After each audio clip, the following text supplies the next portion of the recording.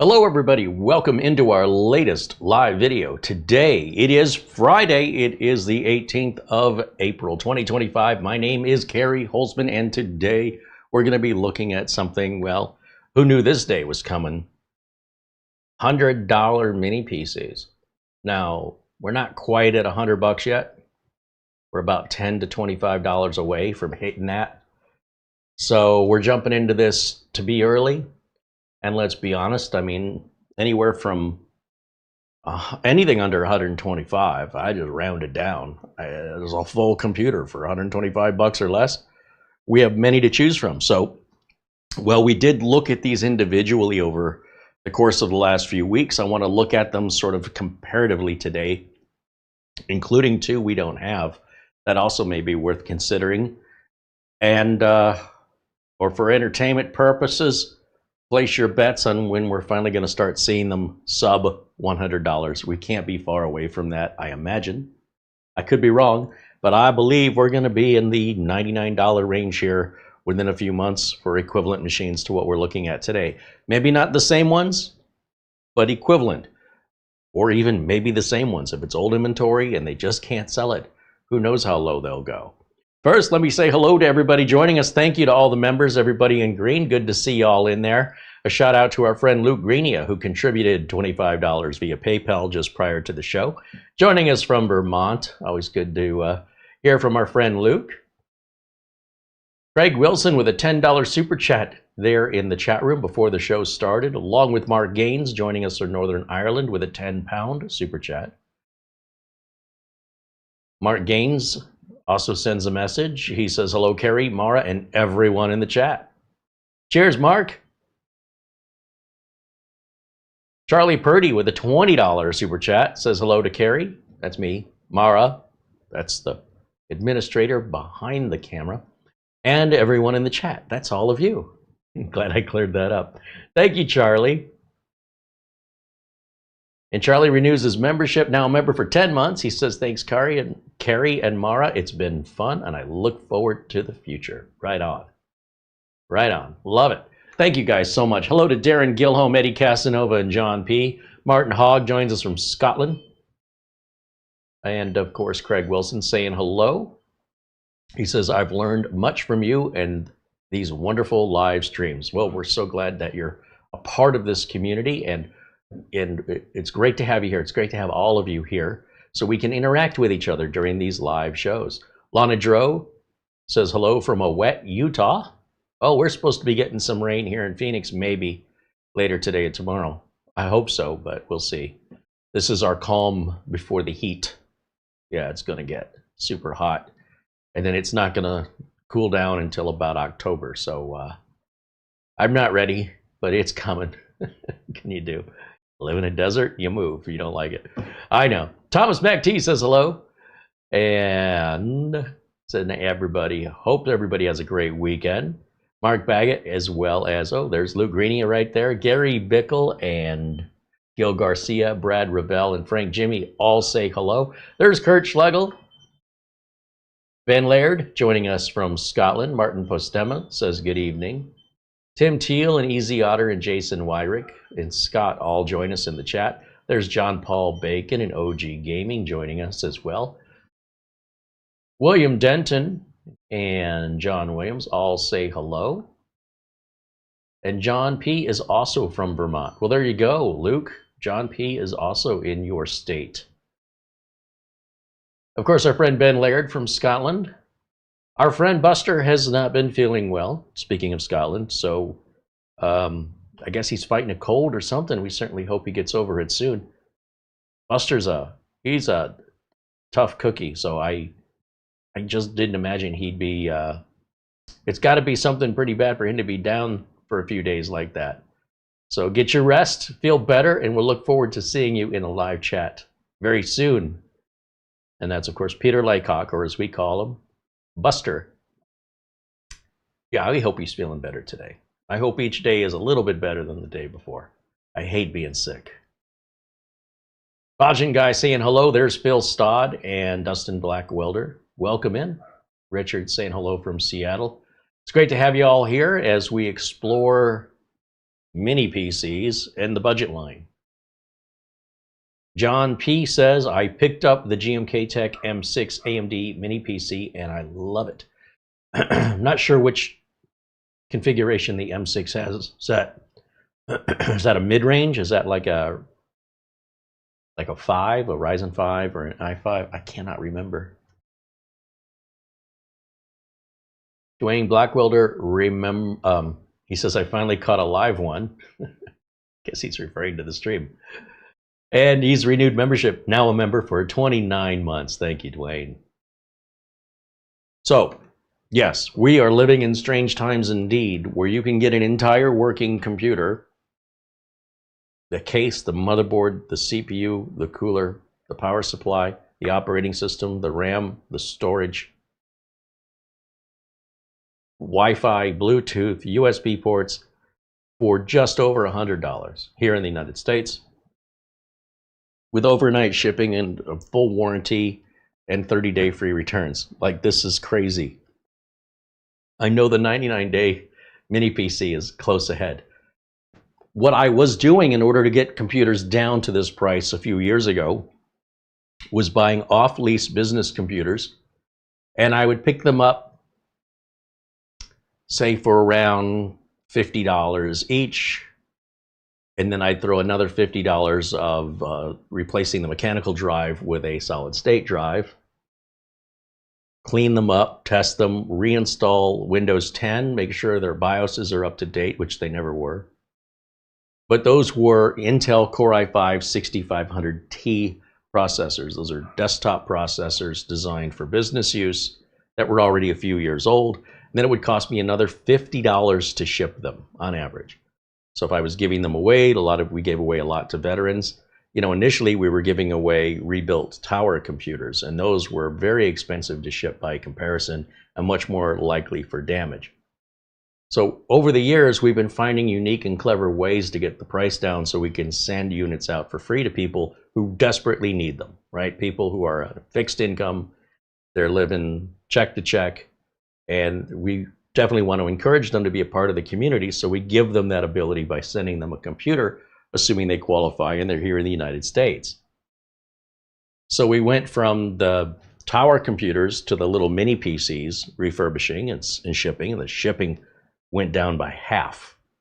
The number of issues with the devices arriving in perfect condition went to almost zero. Pretty rare one doesn't arrive right. And the shipping time is also faster. I guess it has something to do with the size of the box. But now, for even less money than I was doing all that labor and all that time, or, you know, time and labor is kind of the same thing, plus investing in, you know, looking on eBay, trying to locate and find these mini PCs, never quite knowing what shape they're in. They're worn out, you know, not worn out, but worn in, you know, they got scratches and they're clearly used. Anyway, now you could just go on Amazon and order one of several different computers, get the shipping and the box and the packing all included in the price, get it a lot faster, and get a warranty because it's brand new, and be able to return it if you don't like it within 30 days back to Amazon. This is getting crazy. Now I have standards. There's a certain level of that's too low for me to go. All right. So when it comes to what processor or how much money in exchange for what we're getting, I'm weighing all that out as if you were a customer and you're saying to me, look, I have a $100 budget. What can I buy that you, Carey, would recommend? Nothing. Well, now, wait a minute. There's these refurbished ones. Well, if I fix up the refurbished one and, you know, remove the mechanical drive, put in a solid state drive, they're actually pretty decent for Windows 10. And that's been great for a few years, but we knew this day was going to come where that was never going to be Windows 11 compatible, but that was years in the future. Even though several people online started freaking out about this. Windows 10 is coming to an end 2 years ago. Relax. You still have 6 months. But now it's time to start looking for a Windows 11 compatible machine, or pay the $30 a year for one more year of support, which, you know, you're just prolonging the inevitable, or continue to use Windows 10 without updates and just hope that your identity isn't stolen and that you'll continue to be safe. Maybe you will, maybe you won't. One way or another, I think Windows 10 will be safe to use throughout the rest of 2025. But without extended support, paid extended support, I would not be using Windows 10 in 2026, period, end of story, unless it's not connected to the network. If it's got no internet connection, you can use it as long as you want. It's your choice. It's not that Windows 10 will stop working, it just won't get any more updates. Those updates aren't coming out for fun. Microsoft certainly would love to cut the budget of all those employees that have to write and test and release the update, and then the developers that have to update the Windows Update channel, and then all the bandwidth it takes up worldwide, the expenses into the millions of dollars, just so people can complain about how the updates broke their computer, which usually represents a very tiny little percentage of people. The world's not a perfect place. But those who avoid getting the updates then leave themselves vulnerable to the things the updates fix. It's sort of like saying, I know a bunch of people who got a vaccination for the flu, and they got a little sick afterwards. So therefore, I'm not going to be vaccinated for the flu. Instead, they get the flu. Or they at least risk it. I don't understand the logic of some people, but this is America, and that's your freedom of choice. So you do what you're going to do, but don't expect you're outsmarting anybody. Either you're getting lucky, you're gambling, or you have a belief system that is uniquely yours and you're entitled to, but adjust your expectations accordingly. So when it happens, this is what you were warned about. Now, that doesn't mean everybody running Windows 10 in 2026 is going to be affected. It just means they're more likely to. So with that said, all of the machines we're showing you today already have Windows 11 on them, and they are all modern processors. They're 12th and 13th gen Intel processors, or like Ryzen, third generation Ryzen. So they're all on the compatibility list for Windows 11. Let's just get that out of the gate.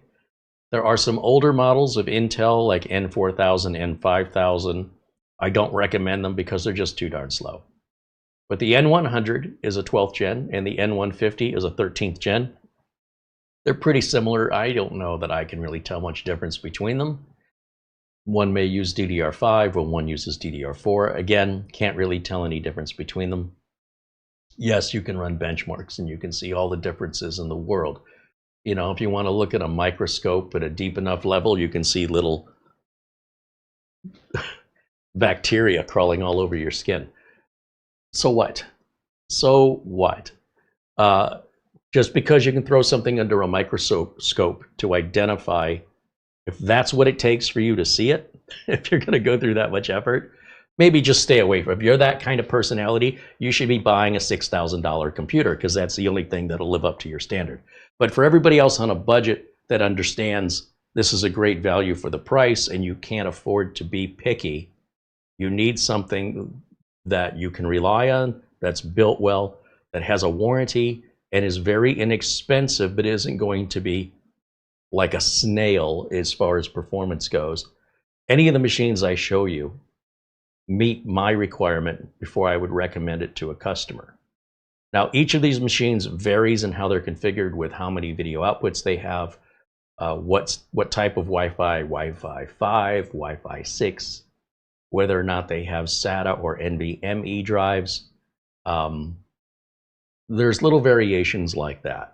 And it's up to you to determine which thing has most value for you, because you're going to give up one thing for something else when staying within the price range. That's it. It's as simple as that. If you want more, all you have to do is spend more money.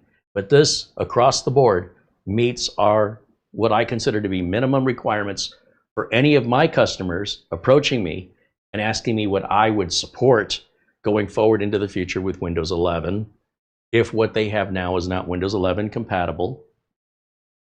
And we have done individual reviews of each one of these machines that are 2 and 3 hours long if you want to get down into the nitty-gritty of it all. But I think the way I want to start is just show you the Amazon pages, and then you can scope out the specifications, look at the reviews, and look at the price. So let's do that right now. I'm going to jump right over here to my first link, right there. And then I'm going to turn on my window capture mode. There it is. All right. Okay, so this wowe doesn't appear to be the right unit. I think we got the wrong link.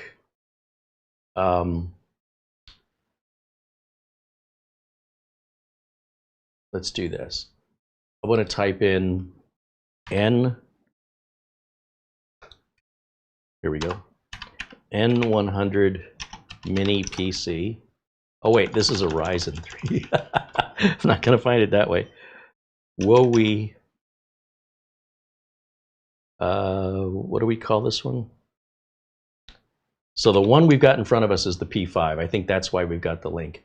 But if you look here, yeah, that's the P5. $125. All right. So Mara, if you can fix that link for me, I'd appreciate it. This should be the link we're using for today's video, because every computer we're looking at is at this price or less, or should be anyway. All right. So this is the Ryzen 5 3500U.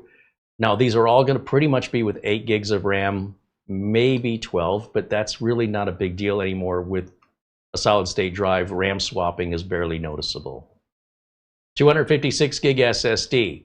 Now, I cannot remember if that's NVMe or SATA, quite frankly. I'd have to go back and look. Now, this is coming with Windows 10 Home, but because this processor, this R5 3500U, is Windows 11 compatible, the upgrade to Windows 11 is free. You'll just get Windows 11 Home for free. Now, if we want to just check that CPU, I can highlight where it says Ryzen 5 3500U, open a new tab up here, and this type in Windows 11, type the name of the CPU, and then the word CPU compatibility comes down here. And it says Windows 11 supported AMD processors. This is coming from learn.microsoft.com, so it's a legitimate site. And you'll see these are all sorted like this is all Athlons and EPYC processors, don't you wish. Ryzen 5 should be down, here we go, 30, what do you say it was, 3500U? There it is. So it is definitely on the Windows 11 CPU compatibility list. You're good to go. You will have to do that upgrade yourself, which could take an hour or longer, but it's free. So that's part of where your discount's coming in. You're going to have to put a little time in there. Or you can just leave it on Windows 10 for a while. You don't have to immediately put it on Windows 11, but you can when you're ready. So coming back over to the Amazon page over here, we've got, it says the lowest price in 30 days, $125.30. It is being shipped from Amazon. It says if we ordered it today, we'd get it on Sunday. So 2 days. A lot of information here with regards to supporting 4K display, 3 of them at the same time. It's got, if we look at the ports on this, it says 32 gig DDR4. These CPUs can only handle 32 gigabytes maximum. They're going to be single channel, 1 memory socket. It's a limitation of the chip itself. Even the, I better not say, with AMD it's different than with Intel. Intel's got some restrictions on how much RAM these budget CPUs can see.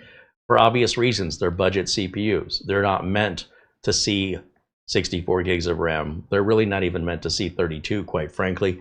Normally 16 is about the limit, because even though you could put more in it, it likely can't use it. It'll see it, it'll just sit there.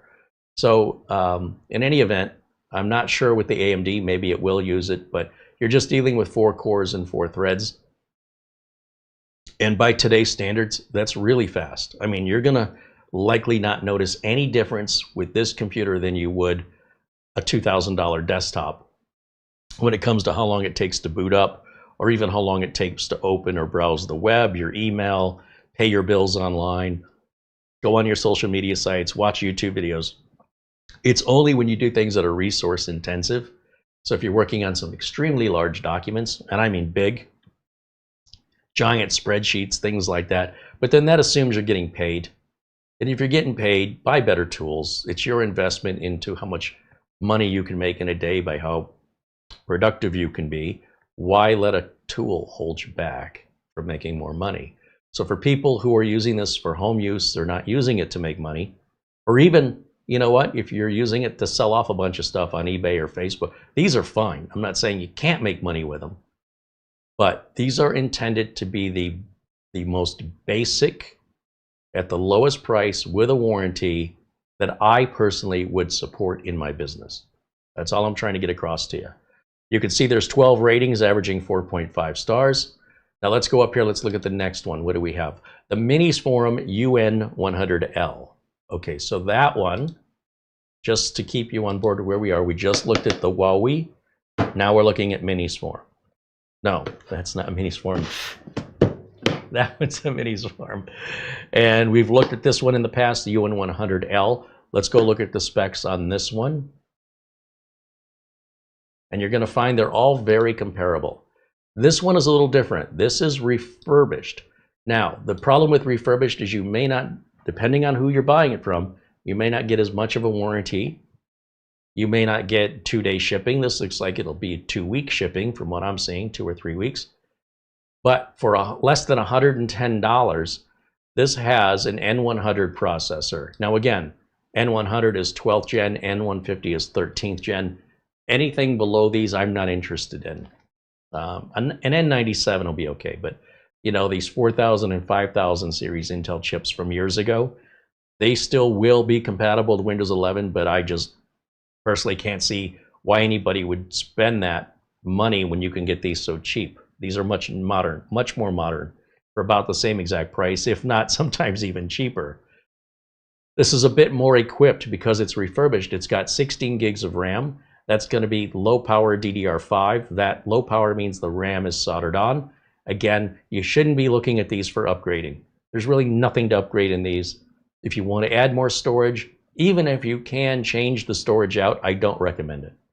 Just slap an external drive through the USB ports. It'll run exactly the same speed, while at the same time encouraging you not to put your eggs all in one basket. It's a bad idea. I'm just giving you my advice as a service technician. If that's not enough space for you, get an external drive. Don't open these up and work on them. They're delicate and there's not much user serviceable in there. If that's what you want to do, Minisforum does sell these even cheaper with no storage and no RAM and no operating system, requiring you to have to put in and provide your own RAM storage and operating system. That's called a bare bones unit. So if you ever see bare bones listed, that means you've got the motherboard, the CPU, the cooler, the power supply, the case. You've got everything except the RAM, the storage, and the CPU. I'm sorry, the CPU soldered on. You've got everything with the RAM, the storage, and the operating system. Wow, I don't know where my brain went there. But these computers are worth considering, except they're going to be very limited in quantity versus, let's say, for example, some of the other machines. Here they're showing you that you can add a 2.5-inch drive into the lid. I think you're profoundly making a terrible decision if you do that. That is a very, very, very slow drive. You're adding heat into the top half of the case that has no fan. And should there be a problem, you've just lost everything in that one little box. By externalizing or putting that, even if you wanted to use that extraordinarily slow and ancient mechanical drive, you can get a small USB dock for a couple bucks or USB adapter for like $7 and just plug it into the USB port. Your USB port runs 10 times faster than that drive can work. That's how slow those drives are, and they generate a lot of heat. So while Minisforum allows you to do that, I'm recommending you don't, but you can go against my advice. Nobody's gonna, you're not gonna get in trouble for it. You're just gonna make your own bed. You know, if I want to eat this table that I'm standing in front of, nobody's stopping me from eating the table. It would not be illegal for me to just start carving up this table and chewing on it. I shouldn't do that. But if I want to, I can. All right? I'm not suggesting anybody should do that any more than I'm suggesting you should add any more storage to these mini PCs. I understand the idea from many people. They say, I want it all, and I want it for free. Well, you can want all you want. Let me know how that works out for you. Here's what you can have. This is what's available. So if you've got the time and money to afford extra storage, you probably have the time and money to buy something higher end where you wouldn't need to buy the extra storage. But that's just the way I was raised, okay? So the wowe is a great machine. We have a couple of these out in the wild, and the people that have them have no complaints. The Minisforum, we've got a lot of these out in the wild. We've been looking at them for years. Very respectable company. These are refurbished, and so quantities are going to be limited, but they may replenish depending on, typically renewed or refurbished machines are machines that have been sent back. There's not necessarily anything wrong with them. So say, for example, you bought one of these, and your spouse says, why did you spend that money when you know we've got these other bills due? And now you're in trouble, and you have to return it, even though you never even took it out of the box. Or maybe you took it out of the box and you had unrealistic expectations. You thought you were buying a Ferrari for the price of a Matchbox car. Is that on me? That's on you. I'm telling you, these things are great for regular everyday use. If you're more demanding than everyday use, you should not be looking at any of these, period. You'll never be happy. But if that situation comes up, you can still return it. Then it goes to be checked out, and then they label it as renewed if everything looks good. Sometimes there may be a little scratch or something on it. You can go to refurbish.minisforum.com and just look through their ever daily changing inventory. And yeah, many of the units will maybe have a scratch, or maybe they have a little nick in them. So what? It can significantly save you a lot of money. And you can get bare bones versions there. So if you do want to add RAM and storage, why buy it twice? Just buy the unit without it, since you're not going to be happy unless you do your own thing. But I can almost guarantee the amount of RAM and storage you add will be worth more than the whole cost of the unit with RAM and storage, because that's the way people are. I don't get it. I'm not saying you're all that way. I'm saying these are the people I run into all the time online, and I just scratch my head wondering, what were they thinking? All right, so just have reasonable expectations. Let's move over to this. This is the GMKtec. Now, the GMKtec, we took a look at this, a deep dive back around 2 weeks ago, and it was on sale.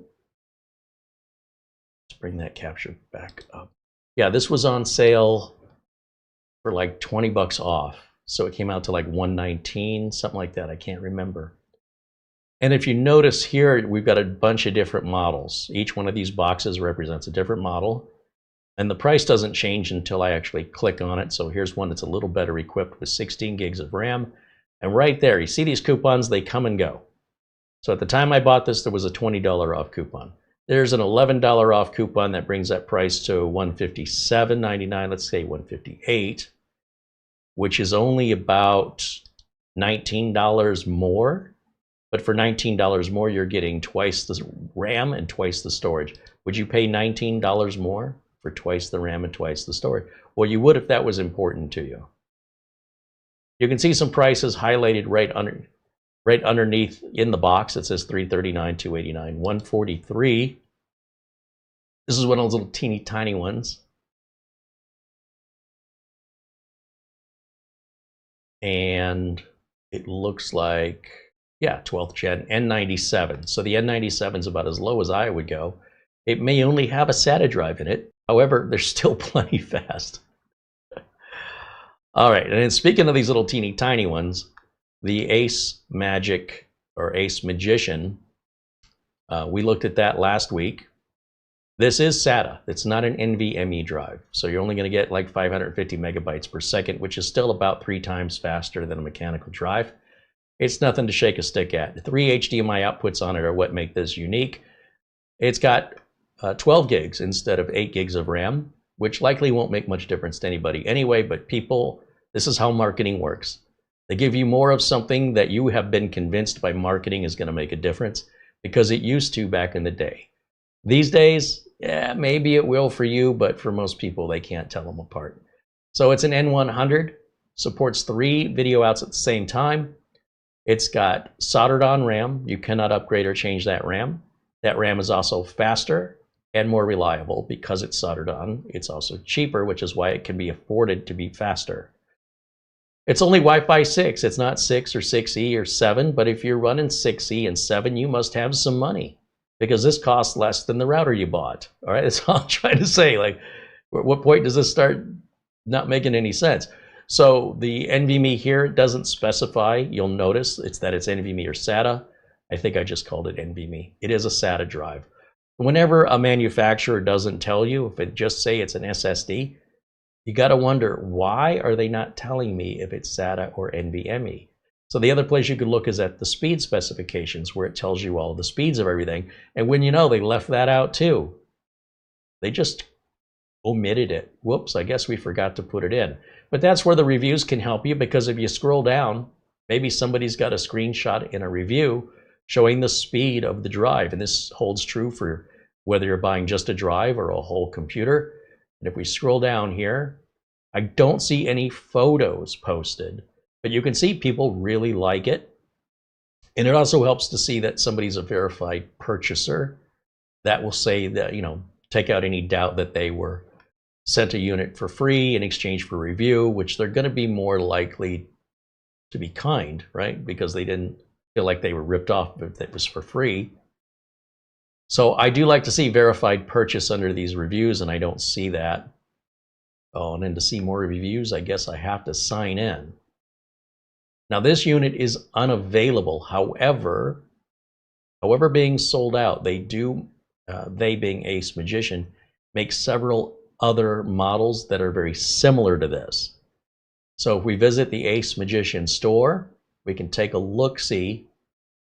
Don't let the cases fool you. A lot of times they'll upgrade the machines year to year while not changing the case design, because that's an expensive process to retool the plastic injection molding and redesign the cooling. So as we look through here, if I look for that little teeny tiny one, here we go. There's the T8 Plus with 16 gigs and 512. Here's the T8 Plus with 12 gig and 256 gigs of storage. Is that the one that's sold out?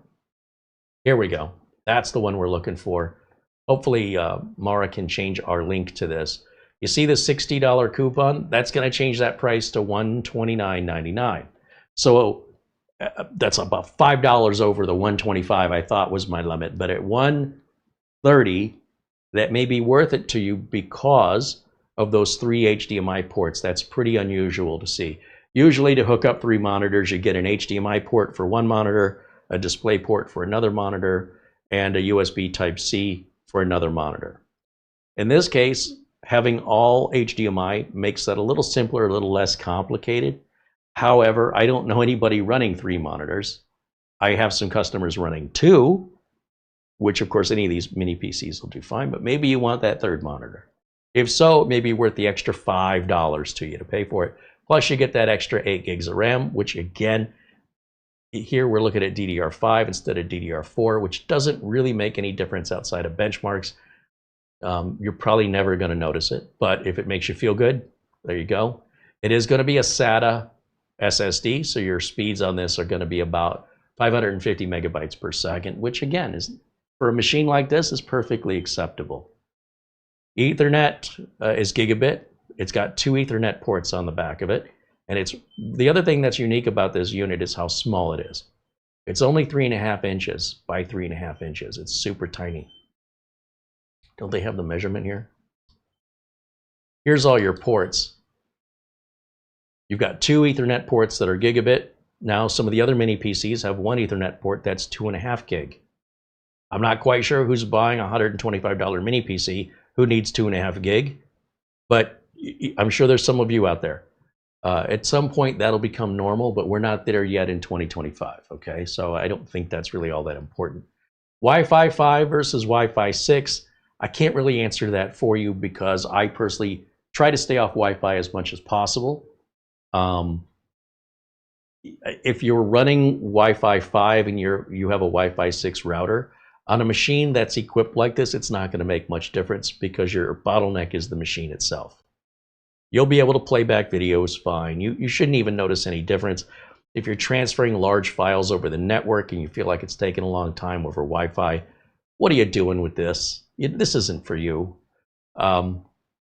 This is, not much bigger than a hockey puck. It's really small, a little bit taller, and it's really designed for practical use case scenarios. Well, you can use it as a toy. You can also use it as a media center for your TV. If you don't have a smart TV, just turn it into one by throwing any of these boxes on it. And, for that matter, you could just go buy a Fire Stick if you want more limited usage. But what I'm trying to get across to you today is that there's never been this many options at this point that are so well equipped. What I don't want you to hear is that these are the best machines on the planet. That's not what I'm saying. I'm saying these are the best machines at this price today. And if you can find a better machine that's cheaper, please let the community know so we can check it out. Now I'm going to give you an example of one that I found right over here. Is it? Oh, this one we've never reviewed, but I like this brand. The KAMRUI E1. And you'll notice there's a few versions of this. Watch the price. $123.95. Again, it's going to be 8 gigs of RAM, DDR4, 256 storage. Don't know if it's NVMe or SATA. We can scroll down and see if any of the reviews show screenshots. But a lot of you who shop on Amazon miss a very important point on these reviews. We don't know where these images are from with regards to, or what they're referencing. Because if you go up at the top, anytime that you get to an Amazon page that has multiple products, so we have the E1, the AK1, different versions of the AK1, another version of the E1, another version of the E1. So which one are they reviewing? That's what you got to ask yourself. So when you scroll down, you can't just assume all these reviews are for the one you're looking at. They don't know which one you're looking at. You're looking at one of those 6. But if you look right here where it says size, this tells you under each review which product they're reviewing. If your Amazon page only has one product, then all the reviews are for that one product. But if the Amazon page has more than one product, then the reviews cover every product on that specific Amazon page, and you must read which one it's reviewing if you have any desire to get helpful information to the product you are interested in versus just all of them in general. So every review will tell you which one it's for, okay? I just want to make it very clear. That's just not common knowledge for whatever reason. So the KAMRUI is an acceptable, falls right in line with the others that we're looking at. We just haven't ordered one. We don't have one in stock. Checking now. And thank you, Charlie. So Mara has alerted me to check my email here, so let's do that. I suspect we got something from Charlie Purdy. All right. Happy Friday.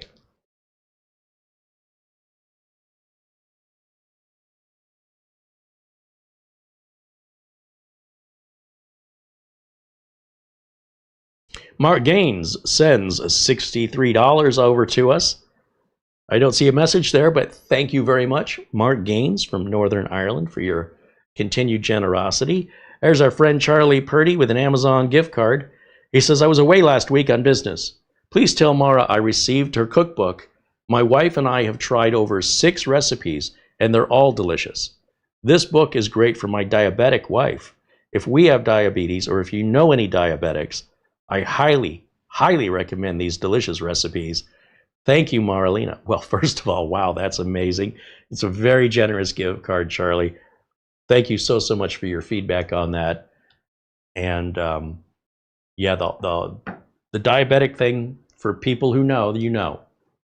There's a lot of temptations out there that you need to stay away from because it'll cause you harm in your health or worse.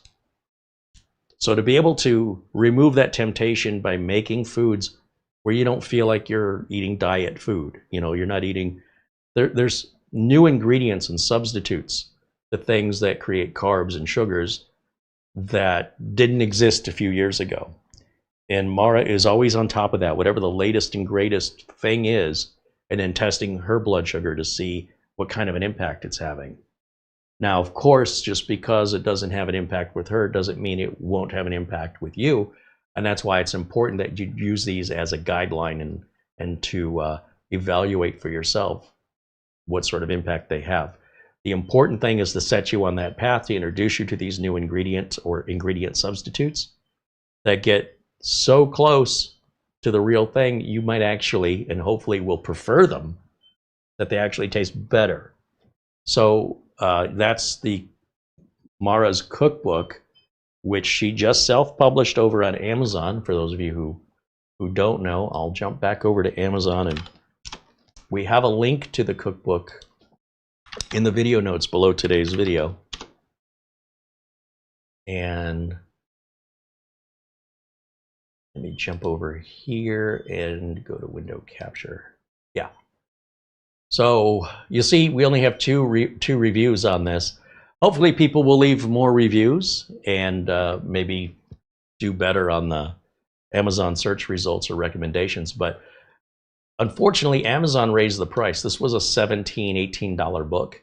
And Amazon, I don't know, after we ordered a couple of copies, they raised the price. I guess they realized it cost more to make and ship than they estimated. I don't know why they raised the price, and Mara can't take that price down. That is the lowest they're going to let her sell that book for, which really upsets me, because I wanted this to be a $20 book. In the meantime, it's there. There's about 100 recipes in it, so there you go. The Kindle version I do not recommend. There's still formatting problems with it, and we can't seem to get that to come down. So I would avoid the Kindle edition until such time as we have the formatting issues corrected. We're aware of it and we're working on it, but Amazon this whole thing's automated, so you're not like really getting to talk to anybody for help. So she'll figure it out. I know she will. Charlie Purdy, thank you so much. Mark Gaines, thank you as well. Luke Greenia, shout out to you as well. Now, getting back to what I was talking about, the KAMRUI computer and our mystery computer. So what's the mystery computer? Well, I'm still trying to get to that $100 mark, right? That's my goal. A machine I will recommend that's at or below $100, brand new, not refurbished, with a full warranty.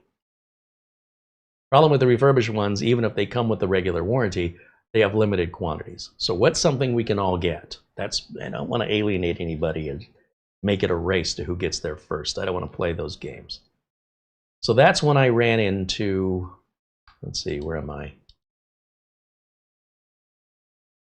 Just squirreling around with my mouse, and I found a brand I'm not familiar with, so I don't know what the support is going to be like. You know, they really need to have a website where you can download the drivers if needed. I don't know that these folks do. I haven't looked, but I did order the unit. I will not get it till, say, Tuesday.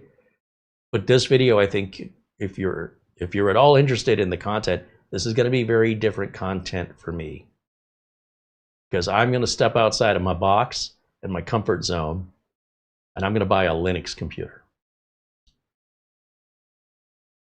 Get back in your chair. I'm not going to keep it a Linux. I'm not using Linux. I'm going to put Windows 11 on it. But here's my thought. Here's a 13th gen N150 with 8 gigs of RAM, 256, still following all the same specs as everything else. But with this $20 coupon, however long that's going to be around, that brings that price to $112.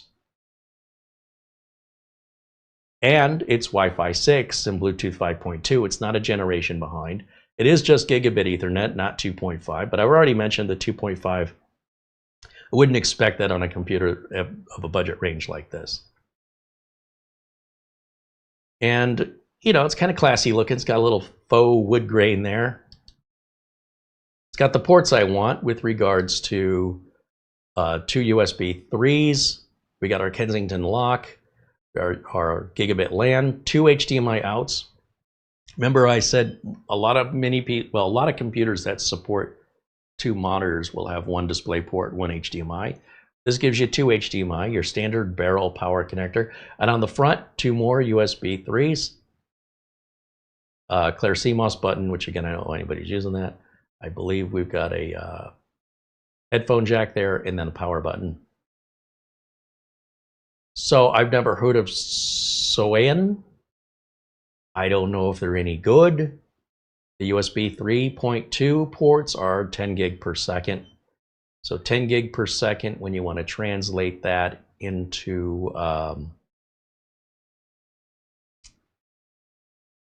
what sort of performance you can get out of that, it is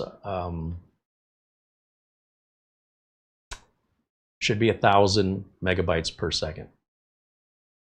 So if you were to hook up a compatible SSD through USB that could achieve that speed, the machine will actually do that. And 1,000's pretty fast when you consider we're looking at a $112 machine.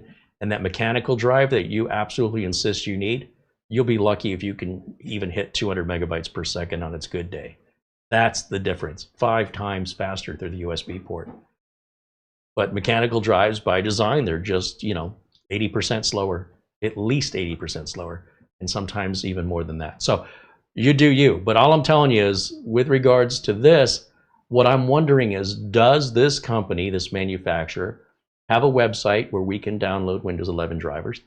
We know they're not inventing the circuit board and the network interface card and the sound card and the chipset. So worst case scenario is we source that somewhere else from another mini PC manufacturer who's equipped with the same stuff, and we Frankenstein it. Or am I wrong and it has to run Linux? So you know what? For $112 to make that video, I said, deal me in. So you've got that to look forward to next week. But yeah, I am not using Linux on this. But if that's the reason why they can sell it so cheap, is they're not paying for the Windows license. I get Windows licenses cheap, and Windows licenses are free anyway. You don't need to activate Windows 10 or 11. They will run indefinitely. You just can't personalize them without activation. All right, so if it's important to you to change your wallpaper and get rid of the watermark, which is important to most people, you buy the license.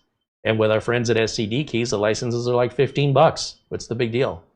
Now, granted, if I add $15 onto the price, it's not 112 anymore, it'll be 127. But that still puts us in line near that 125 mark with the rest of what we're looking at here today. See what I'm getting at? There's so much to choose from. So if you count these 4 plus the KAMRUI plus that other one, that's a half dozen, and that's just with brands I'm familiar with. With the last one, I'm not. But all the other brands we've seen here before, they're a solid brand. We've got them out in the wild. People like them. It's not just me. We've got viewers with the wowe, viewers with the Minisforum, viewers have the GMKtec, and viewers have the Ace Magician in different various models. They've worked with these manufacturers. They've got no complaints. So, with that being said, what questions or concerns do you have? And do you find this type of content interesting or appealing to you? Or do you know somebody as a friend or a family member that could use one of these? Because it may be worth it for some of you to just buy one so they'll leave you alone. We've talked about this concept before, that if you become the go-to person for your family and they're having constant issues, the question is, how much would you pay to get them to stop? And if part of the reason they're having problems is they're running with a computer that's 10 years old or older, say, here's your birthday present early, here's your Christmas present early, just get it done and out of the way, and watch those support calls drop away.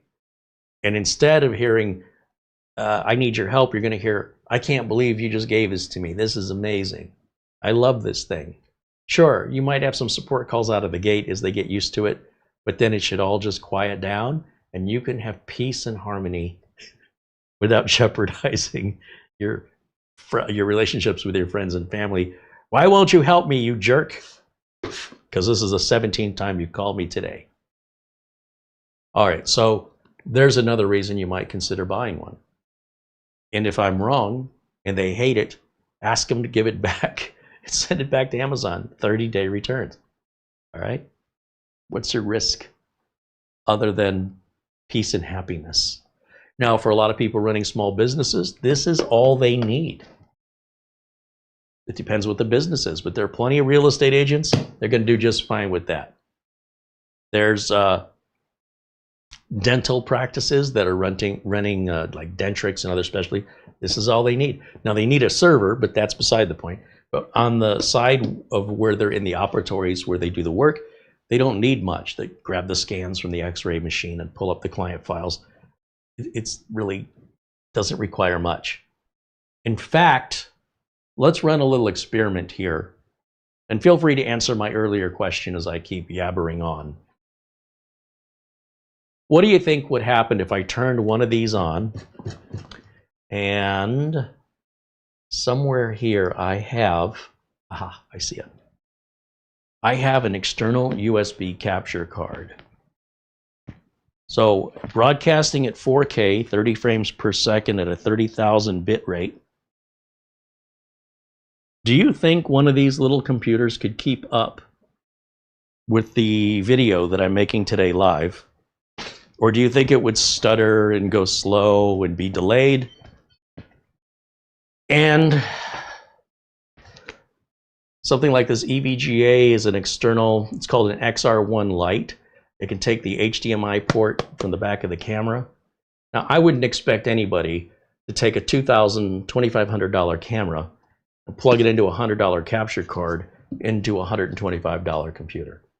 What I would expect them to do is grab a webcam for 40 bucks, pop that bad boy into the USB port and stream all you want. But I want to paint a worst case scenario to prove a point. I've not tried this. This is how confident I am. There's not going to be any problem.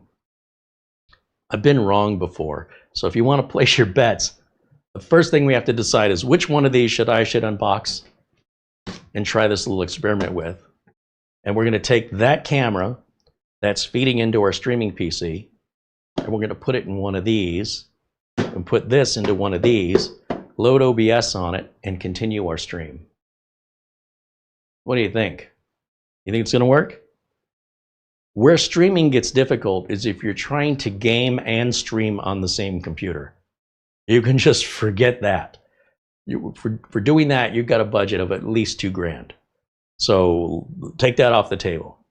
On the other hand, you could use something very inexpensive like this to do your streaming, and then something more middling as your gaming PC, and you feed your gaming output right into the capture card, and then out of this to your monitor, and hopefully don't have much lag between your gaming and that. There are better solutions, but this could get it done. Now look at the size of the capture card box. It's crazy. It's a crazy world.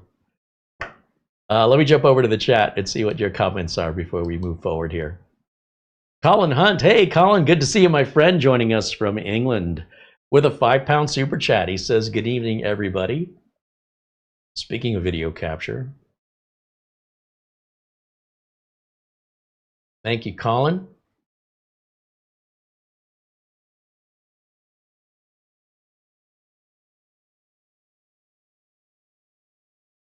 Charlie Purdy says, use the GMKtec. Okay, this is the GMKtec, right? Let's get this out of the box. Dwayne says, let's go for it. I bet they will stream fine. Eric wants me to use the wowe P5. I almost feel like the wowe P5 is the most powerful of these because it's a Ryzen 5. I almost feel like that's not even a fair comparison. But fair enough, we got a vote for the wowe P5. Jeff H joins us in the live chat. Hey, Jeff, welcome in. Jim KJ3N says you can stream a webcam on a Ryzen 2200G. Doesn't take much. Remember, we're in 4K though. Our bit rate's at 30,000. Can this even keep up? And we're going to go through a USB capture card. Will the USB be fast enough to keep up with the video at 4K? That's a lot of data. That's 4 times more data per frame than 1080. 1080 times 4 gets us to 4K.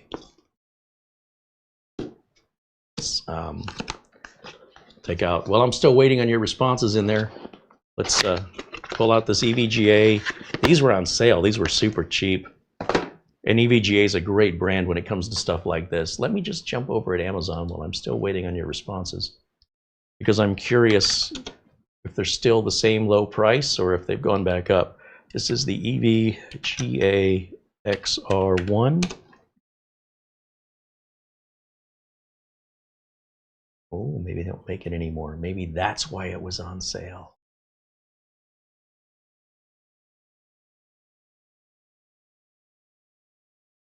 Well, let's do it another way. We'll search Google for EVGA XR1 Lite. Let's see what comes up. EVGA's website comes up, and they do show it is available for $100. So that is directly from EVGA. These were on sale for less than half of that price. But it's a great capture card because it'll do 4K, and it has 4K pass-through, meaning you can, what the pass-through means is, let's say you're gaming on another machine.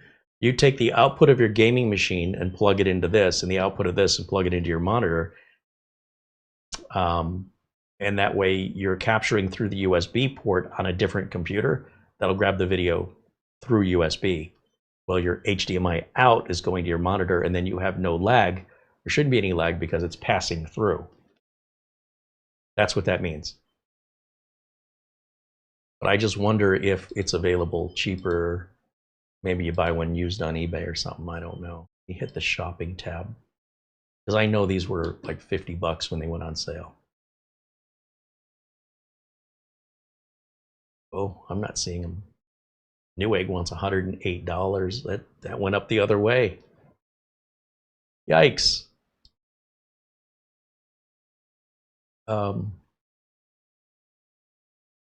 They have a link to Amazon. Oh, okay.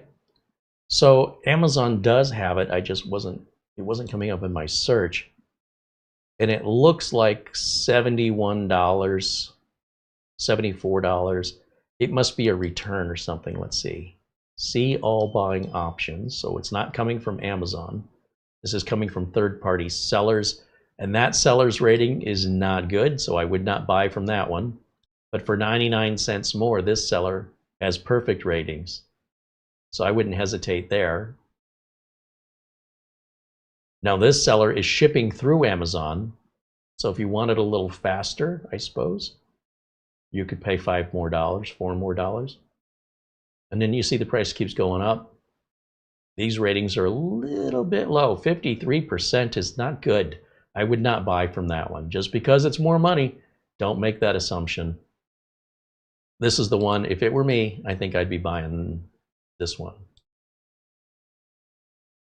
It also looks like the delivery's free and it would arrive sooner for less money than this one. And the ratings are fantastic on the seller.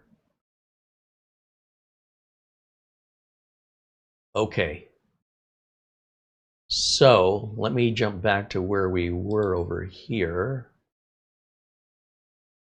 And then over to the chat room.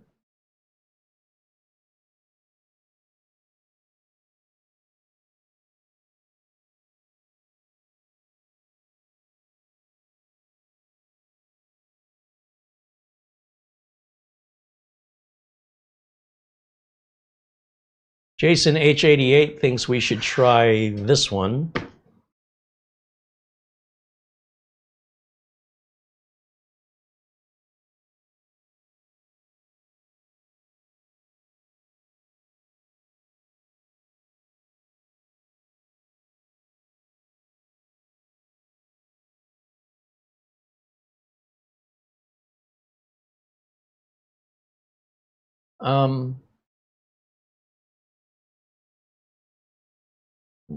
I'm just looking for a consensus. None of you are agreeing on which one I should use. Use the least powerful PC. Well, they're different power in different ways. I'm not sure how we define based on graphics ability, size of RAM, performance of the CPU between N100 and N150, depending on what OBS is really using. So OBS is pretty CPU intensive. I just don't know. They're so... What I'm trying to drill home to you guys is the difference between these outside of benchmarks is almost non-noticeable by a human being. You'd have to be an awfully demanding person to notice it. So I'm not sure you're going to see any difference whatsoever in the quality of stream, regardless of any of that information. Until we test it, I'm theorizing that it should all be pretty much exactly the same. It should. The whole reason I put it out there, which one should we use, is to prove that point to you, that you could literally pick any of these and they're all, I believe they're all going to be exactly the same as what you're seeing now on a $3,000 streaming computer. The difference on my $3,000 streaming computer is I can handle multiple inputs at the same time, picture and picture and picture and picture. I have so much more power available to me. But just so you know, when I do these streams, OBS is telling me right this moment that I'm using 0.7% of my CPU process. Not even 1% to make this video in 4K live at a 30,000 bit rate. Like that's, I don't even know. It's crazy. So these processors are very powerful today. All that stuff you used in the past that was slow, and the software you were using in the past that was software's been updated, chips have been updated. Now we just need to update you, some of you, to get you on board to see just how capable these machines are. So which one's the lowest power one? I don't know. They're all pretty low power. Some have less RAM, some are DDR4, some are DDR5, some have a 2.5 gig network, some have a 1 gig network, some are Wi-Fi 5, some are Wi-Fi 6. 8 gigs of RAM. This one has 12. This one has the most amount of RAM, right? 12 gigs. These are mostly all 8 gigs. Really shouldn't matter. They should all be the same. Easy Otter has another vote for the GMKtec G3 Plus. So that's the only one I'm seeing 2 for. Bajan Guy says Ace Magic. Mark Gaines says the wowe P5. So again, of all of these, just to remind you, this is the most powerful one of all of them. Are you sure you want to stick with that? I would say if any of these, of all of these are all Celerons, and this is like a Ryzen 5. So this one is definitely going to have a better graphics chip in it because it's AMD. And this one's going to have a faster processor because it's AMD on a 5 series instead of a 3. Maybe we need to go for the visual. And the visual is, well, this one is also a bit more powerful. It's also a little bit physically larger. And this one, this looks like any other standard mini PC. And this one, this looks exactly the same as the Minisforum in shape and design. They're all kind of the same. The only one that's any different is the Ace Magic or Ace Magician. So maybe that'll be a more dramatic example. I want to show you the difference between the computer and the capture card. Are you sitting down? Because the capture card's going to look massive. This is like a deck of playing cards versus 2 hockey pucks stacked on one another. Okay, this is, where's my OBS screen? Capture card, computer.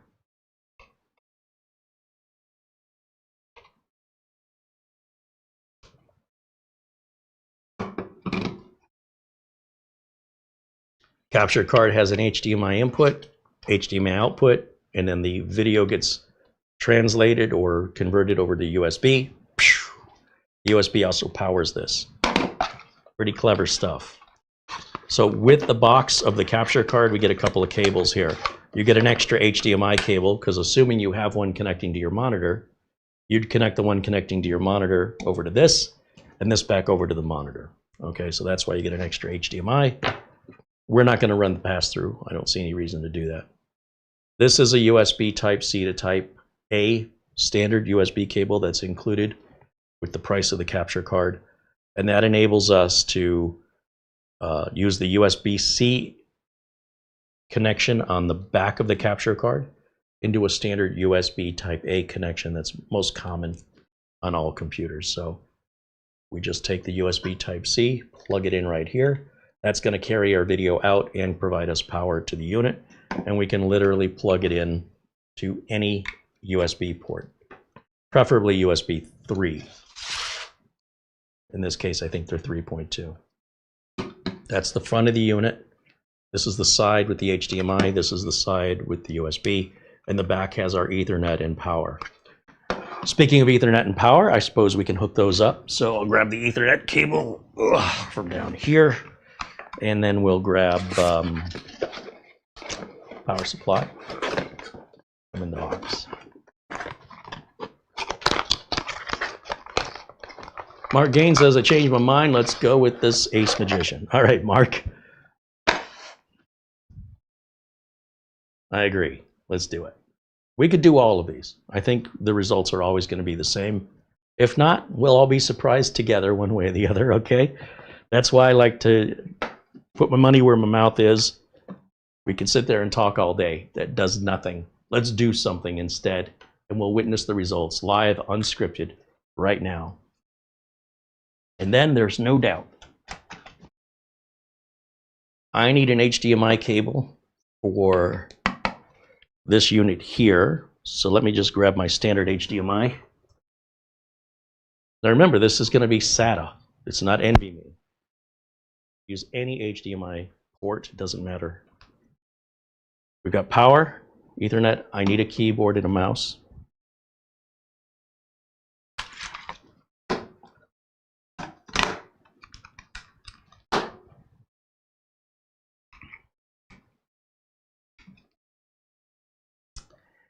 And I guess I can turn this on.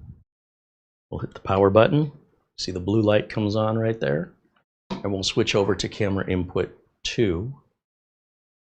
And we'll see this boot. In just a moment, we should see the post screen appear. There we are. It's a pretty fast boot, isn't it? For a little box like that. I mean, it's quiet. You don't hear anything. Now, let's grab OBS. So what I'll do is I'm going to go full screen over here so I can see this the way you guys see it at home. I want to bring up my browser. And I'm going to download OBS. Right here. For Windows. It's downloading in the top right. It's free, open source.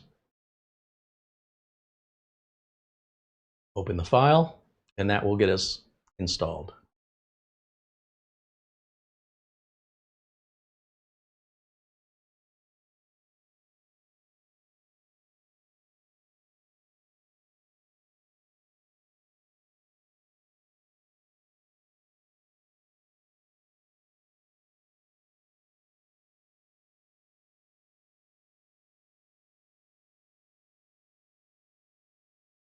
Don't need any of these windows open anymore, so I'll just close them to get the clutter out of the way.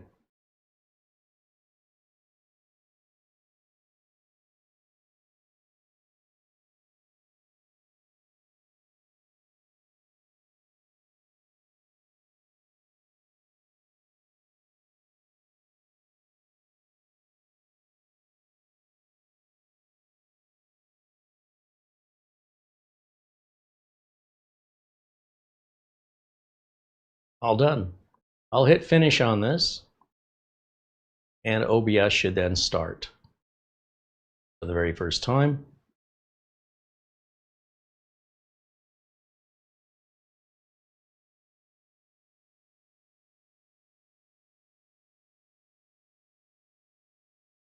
Here it comes.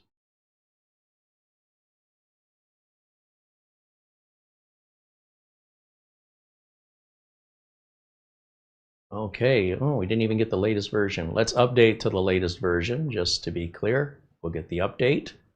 It's nice that OBS does that. Remember, the first time you launch a program, cache files are made. So that first time might seem like it's taking a while, but then any subsequent of opening at any point in the future should be much, much faster as those files are cached. Here we're downloading the update, and then we're going to install that update, which, again, for this test to be as fair as possible, we want to be using the latest with all our Windows updates and with OBS updates and video updates and chipset updates to ensure that we are giving this a fair shake at performing. So when it downloads the file, it has to decompress it. And remember, we're running on a SATA drive, not an NVMe. And our processor is not the most powerful, but at the same time, this is no slouch. It's not like this happens lickety-split on my $3,000 computer either. It's a little bit faster by a few seconds on the $3,000 streamer, but it's not like $3,000 difference, if you ask me. Of course, that machine, like I said, it's capable of doing much more. And while I'm waiting on whatever this is doing, which I thought was going to pop up by now, I just want to see what this little hazard sign is for over here. Oh, set up OneDrive, no. Not going to do that. And app and browser control, I like to turn that on. Very good. Oh, security settings, it wants me to turn on device security, which means memory integrity. That's going to require a restart. I don't know why this wasn't already done.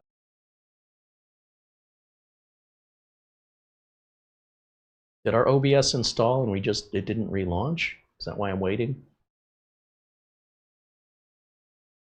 Yeah, that's what happened. Wait a minute. No, it says 3103. Can I just update that? I'm confused. Is it still unpacking in the background? It might be. Let's go ahead and, regardless of that, I'm going to restart so that security change can take effect. I want to give this a fair shake. I want all the updates on it. So we'll give that just a minute to reset. My apologies for, I thought these were ready to roll. I obviously missed that.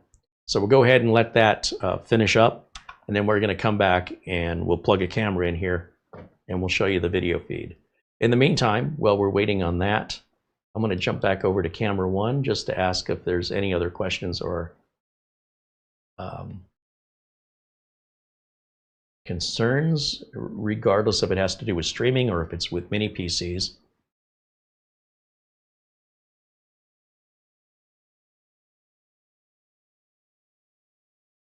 Tariq wants to know, which camera do you recommend to have 4K quality just for streaming and blogging? You probably get any Logitech Brio is a good camera for that. You could also do OBS bot if you can afford it. They're really nice.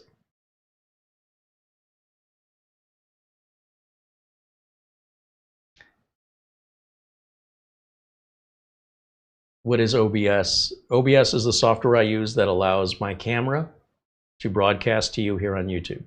The camera doesn't do it on its own, and the computer doesn't do it on its own.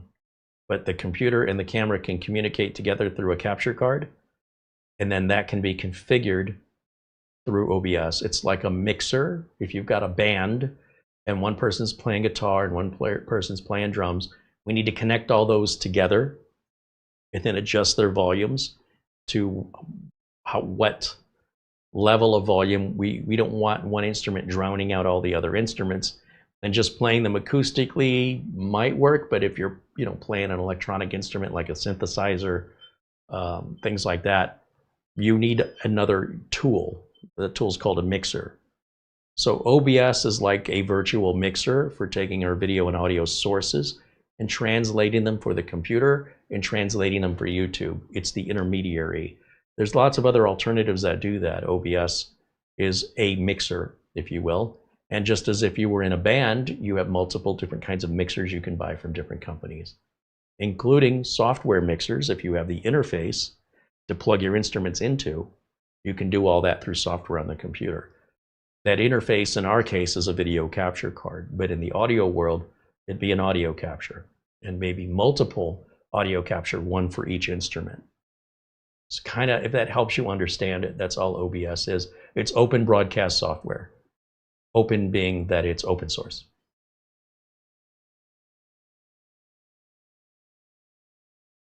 John Downey said it'd be interesting to see how running a large spreadsheet or a large Word document and 3 or 4 PDF files and streaming a 4K video, MS Outlook, and 10 websites open will impact performance.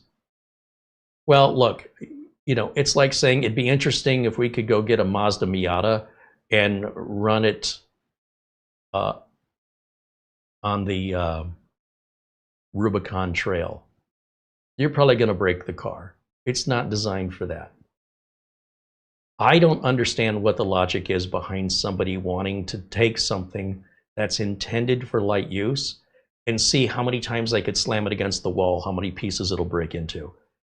It's just not a hammer. I wouldn't, what you're describing, it'll do it, and it will slow down. But you could also use this for driving nails into the wall if you had a picture to hang. And to me, in my nerdy brain, that kind of abuse and the other that you describe are one and the same. Anybody who has that kind of demand of a computer should not be looking at a budget machine. You need to be more at least in the middle, because if you were using it like that and you wanted to know, Carey, what is the cheapest Windows 11 computer that you would recommend that can do everything you just described, we would not be having this discussion because you're not being realistic or reasonable. If you're curious, buy one and run it. It'll do it. It's just going to slow down.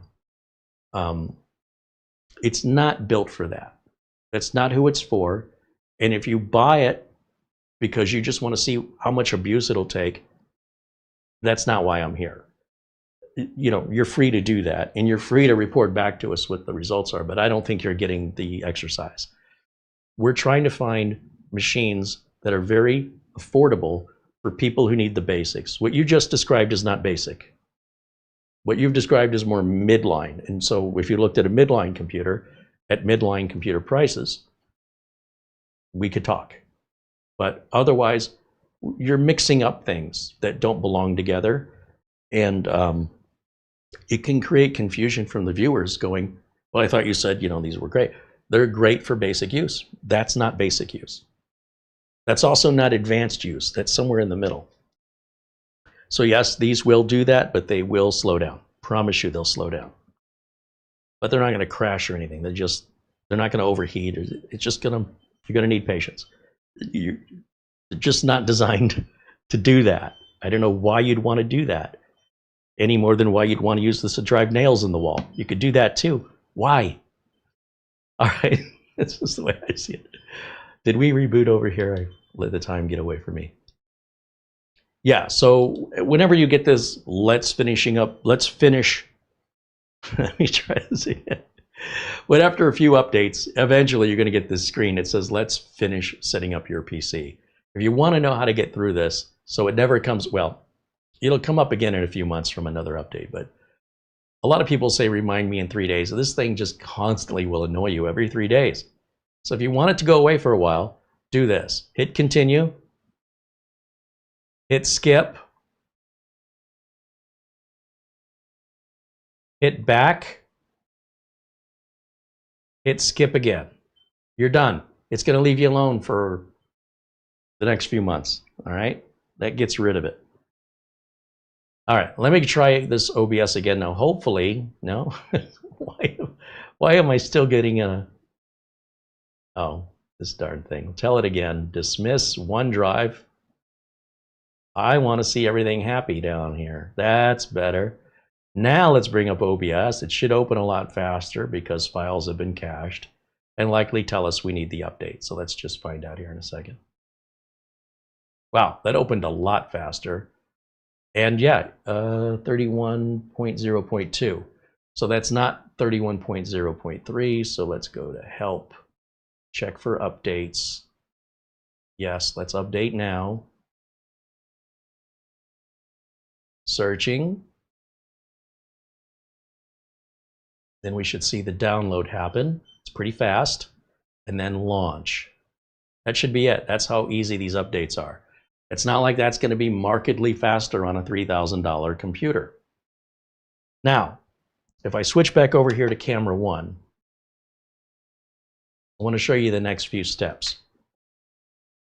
I'm going to simply, well, we can do this one of a couple ways. I've got a second camera, and I can just plug the close-up camera in. I'll unplug it from my capture card, which is way down under here. And that is, should be, I think we're on this input right here. That should be it. Don't think my cable can reach. Okay. This is fun. You just bring that up there. See my hand? Stick. Let's rest it there. Okay. All right. Now, remember, this is all live and unscripted. So bear with me as I do my work. HDMI cable coming from the camera. This, I believe, is our input. One side is in and one side is out. We want to go in. And I'm not sure which one is which without my glasses, so let me just keep that from moving.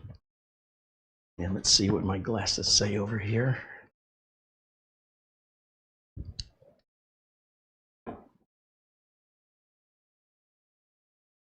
Yeah, it even has OBS certification sticker on the back. So, yeah, HDMI in is the one away from the USB port. So that plugs the close-up camera in. Now, if I cut to the close-up camera, it's feeding into here now. Now, this isn't feeding the YouTube feed, and I can do that too, but that requires me to back up my OBS configuration from the streamer and then restore it over here, which only takes a minute, but let's just do baby steps first because I want to see what our live looks like, just how the computer's processing it, if it looks jittery or not. Clearly, when we're broadcasting, that's going to be more of a bandwidth issue. If we're having a processing issue, we should see it here on the desktop. Let's jump back over there. And let me go full screen. And we need to add a video source. So under source, we'll hit the plus sign. We want to add a video capture device or display capture device. We'll just call it display capture.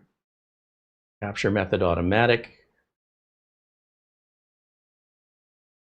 CamLink Pro. That's the...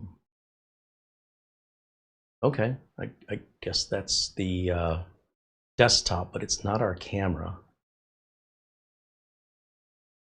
Select a display to cap. Oh, I see. That's for.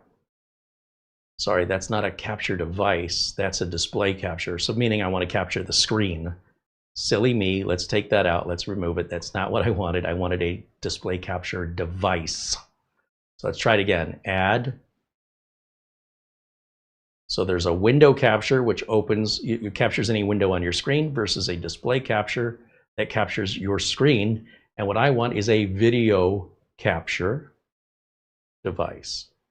Right here, video capture device. Click OK. And there's our close-up camera, see here? And is it coming in at 4K? Let's click on configure video. No, that's not it. Where is it displaying? Resolution. Oh, I know what the problem is. I've got the display in 1080 mode, so I can't see 1080 on the screen. I can't see 4K on the screen if I'm in 1080 on the desktop. Does that make sense? So I'd have to change my resolution of the desktop to 4K, and then I can see 4K over here. But if we go full screen, if I right-click, go full screen on this, this is the close-up camera. You can see there's no blur, and even though the camera is outputting at 4K, the capture card is processing 4K. 4K is going into the machine. It's down converting that into 1080 because my display output is set to 1080. But that's the same exact picture. Everything's the same. You'd never know. We were on this little device. It's not making any more noise. It's quiet. And if we want to put this in 4K, let me go back to, sorry, this button here. And full screen over here. Right click. We'll go to our display properties or display settings, and we'll put us in 4K mode here.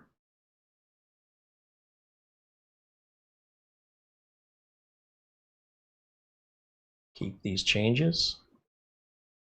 I don't know if I have to restart OBS. I probably have to restart it. So let's close that down. Open it back up again. And you see how responsive everything is. It happens, there's a little bit of a delay, but it's relatively quick with how well it responds. Now, hopefully I will see 4K in here. If I right click, go to properties, and it says resolution type, device default. I'm trying to remember where it showed me this information. I thought it was under configure video, but that's not it.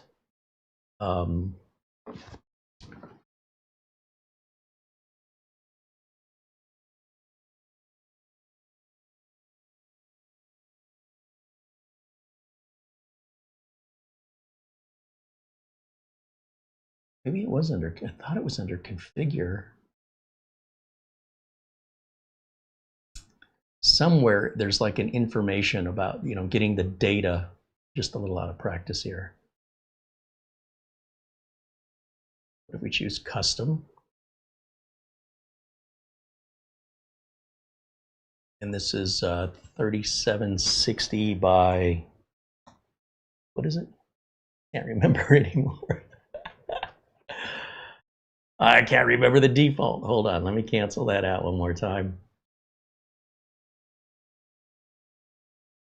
Properties.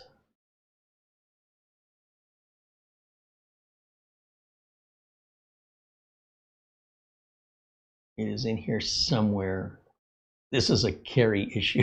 This is, I haven't done this in such a long time. We can deactivate and reactivate. Man, I swear I was under here, but it does not provide me with the information I'm looking for. Where did they move it? Oh, maybe it's under the capture card itself, like properties.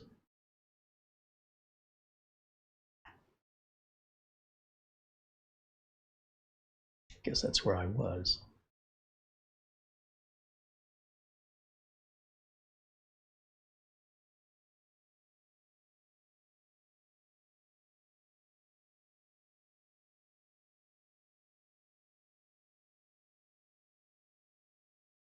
Maybe it's because I have it active. Maybe I have to turn the active part of it off, then right click and go to properties. Is that it?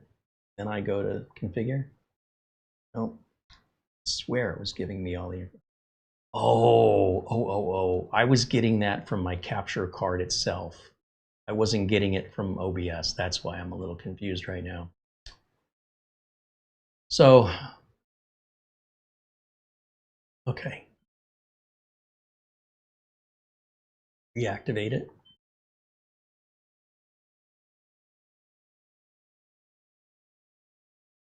So we're on device default with regards to resolution. And what was it? 3840 by, and I can never remember, 3840 by 1960 or something. No, that can't be right. 2180. I can't remember. If I don't get it right, you can't configure it. Because I don't know what are you on? What resolution is that? 1920 and 1920 is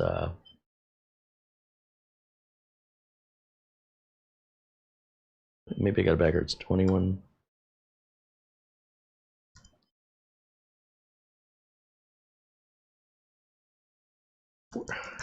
Man. Hold on, let me just check my resolution.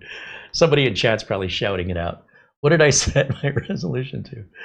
Oh gosh, I am well out of practice on this. Right click, because I know it's working in 1080. I just want to make sure it's working in 4K. Display settings are set to, what is it? 3840 by 2160. 3840, 2160. 3840 by 2160. Now, I wish OBS would just default to these common things, but, you know, what can you do? Still not. Resolution 3840 by 2160. That should be it.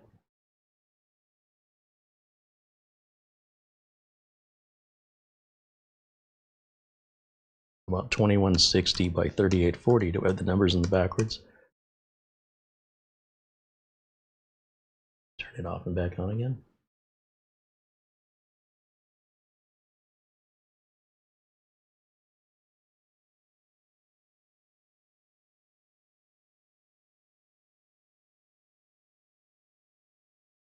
$38.40 by 2160. So the only reason I can think of that that's not working is that we have OBS configured at 1080. Let me go back up here and go to our settings.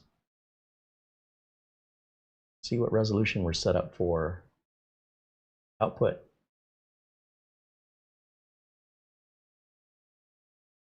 Video. That could be the problem right there.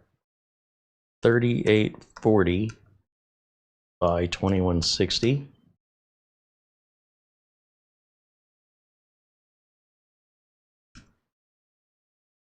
And then same thing, 3840 by 2160.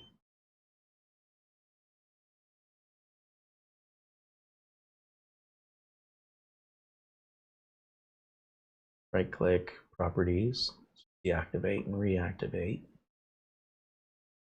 3840, 2160. Now if I say default, let's go out of OBS and go back into it one more time.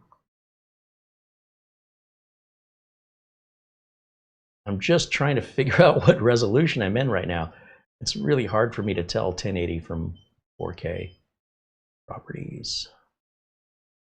So device default is, that's what I'm trying to figure out, is what?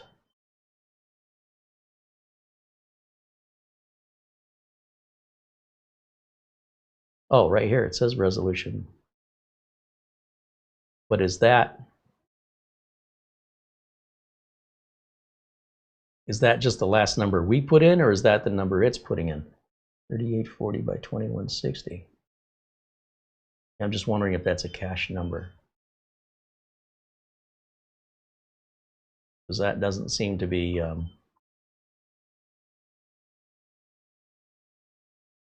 working for me here.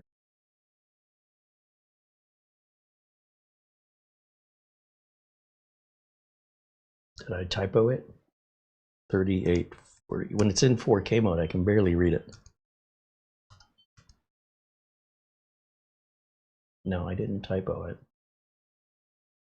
I'm missing a piece somewhere. That's our capture device.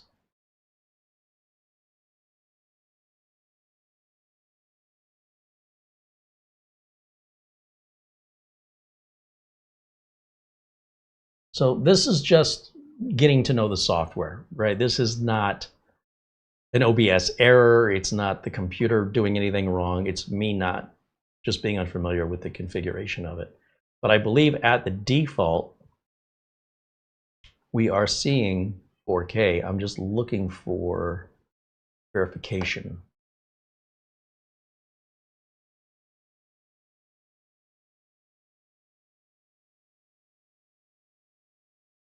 And then I'm going to go full screen on that just to see what it looks like over here.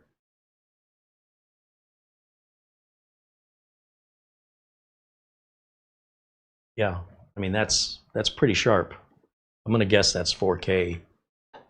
I don't know. You guys in the chat can tell me. I've not been looking in the chat, so I apologize if you've been offering some suggestions. I've got to go full screen to even remotely try and look at the text on the screen. So let's jump over here to camera 1. And that way I can go back over to the chat, which crashed on me with our lovely live chat memory leak.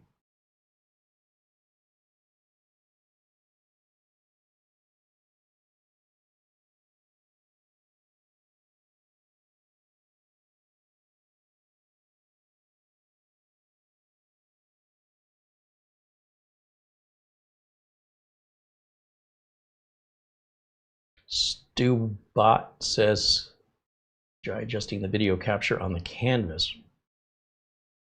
Right-click video capture and look for scaling. It should be something like fit to canvas. Yeah,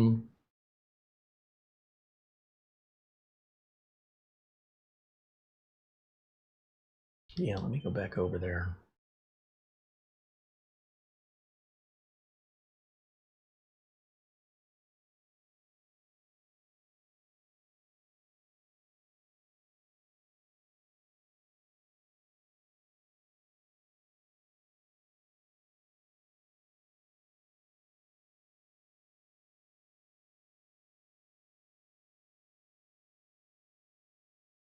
.30 frames per second, 16:9. Yeah, all that looks good. The output is what we would be outputting to YouTube or Twitch or wherever you want to stream. Now, a video bitrate of 2500 would suck at 4K, but since we're not outputting it yet, you know, I would want that number to be at about 30,000, and that's assuming you have enough bandwidth for that. All right, that's not on the computer or OBS. That's on your speed of your upload of your internet, not your download, but your upload or your sending speed has to be capable of putting out this much data, or you're going to have all kinds of weird freeze framing and stuttering as it's trying to, you know, you're basically just choking it with too much data and too narrow of a pipe. So all of this looks good. I don't see any issues there. And then with regards to scaling, we should be like transform. That tells us, you know, if we want to rotate or flip or fit it to the screen, stretch it to the screen. We definitely want to fit to screen, which is what it was defaulted to. And as I recall, the way I used to do this is I used to right click, go to properties, and under configure video, my capture card gave me more information. So what I'm guessing it is there's because this is USB, I'm guessing it's somewhere else, probably in the EVGA software. So if we jump over to, let's say we go to EVGA, this will definitely do it, EVGA XR1 Lite software. That's going to give us the controls I'm looking for that I don't need with my higher end, more expensive internal capture cards. So at the EVGA Download Center, we're going to go over here, and the family of product is, these are all graphics cards. No. Oh, I see. Graphics cards, motherboards, other products. That's what I want. Other products. Choose a category. Capture device. Part number. Seriously? Oh, yeah, that sounds good. Type. I don't want any firmware, I don't think. XR1 Lite. That's the control. That's what I want. That wasn't too hard to find, was it? Windows 10, Windows 11 download. Pretty fast download. Give you a little clicky. Open that with File Explorer always. And extract a Rooney. Okay, now close all that. Close OBS too. Double click. Executable, double click, close that one back too. Try and get rid of the clutter. Here we go. Windows protect your PC, whatever. Just run it anyway.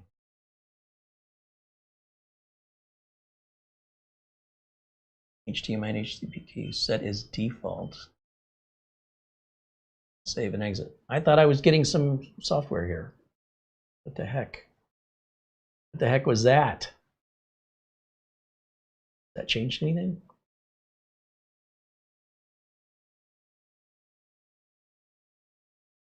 No, hasn't changed anything for me.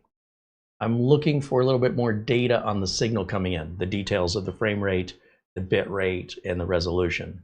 So let's close that out one more time.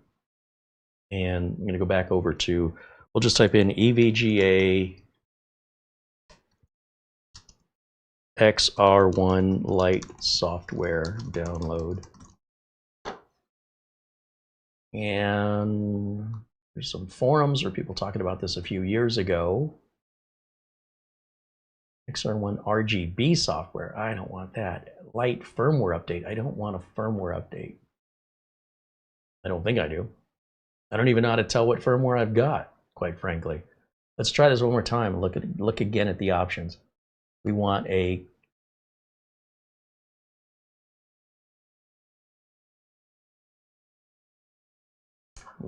mouse capture device. Part numbers not available, or just all. And the capture device, XR1 RGB, XR1 Lite. That says firmware for the XR1 Lite. This says HDCP, but I don't see any software. This is drivers and BIOS. I want software, not drivers and BIOS. EVGA software.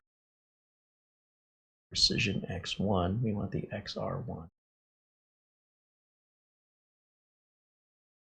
See anything underneath this for anything other than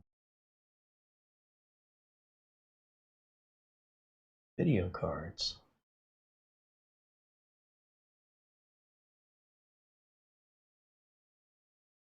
Firmware.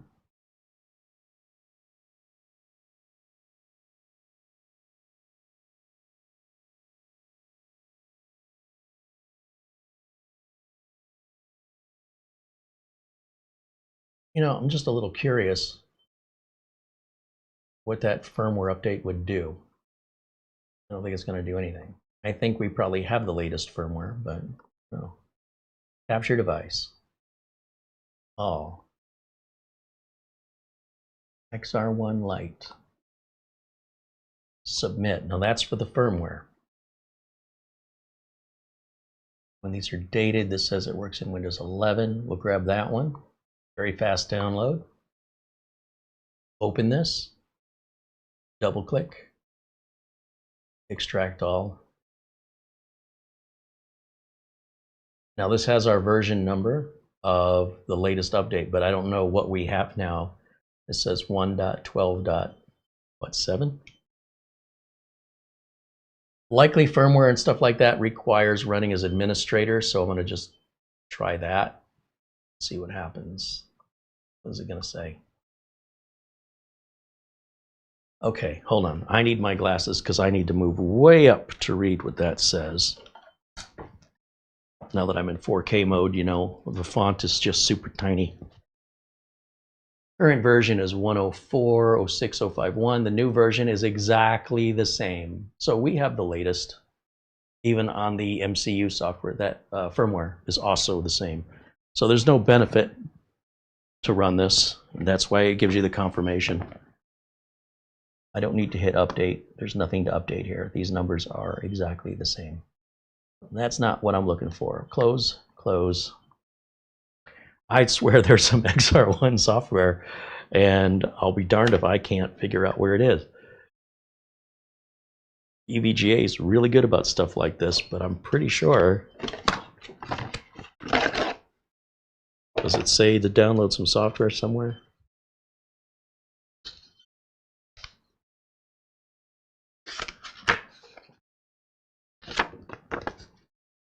Use your EVGA XR1 Lite with OBS. It's instructing you to use OBS. Once you've downloaded, install, use the auto configuration wizard. OBS doesn't capture any video by default. Either click the plus inside sources, add your device as your EVGA XR1 Lite capture card. That's it. That's all there is. You talk about plug and play. I'm not complaining. That's pretty simple. I just don't know where we go in OBS to verify our video signal. Because I can take a 1080 signal and canvas it out to 3840 by 2160 or whatever it is. That's why I want to know what is it processing raw coming into the coming through the capture card in the USB port. Let me take one more look here, just one final quick glance. And back over to OBS.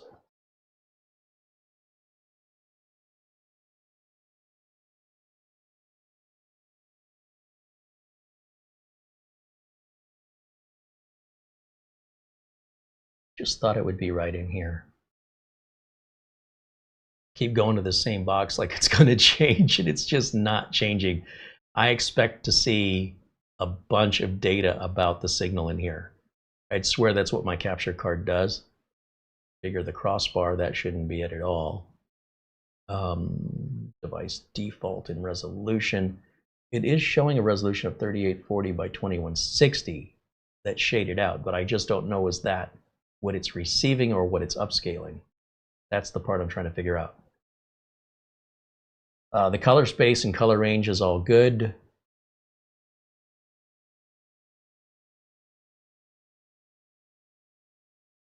I don't know if using hardware decoding when available applies to us.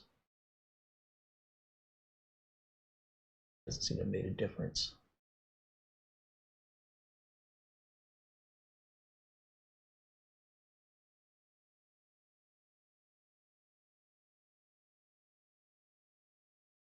I should know what the device default is. In other words, when I choose custom,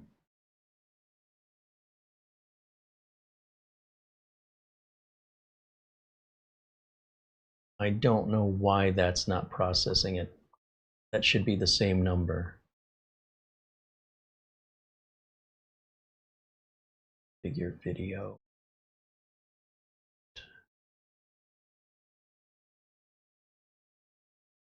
And again, sometimes it can be backwards.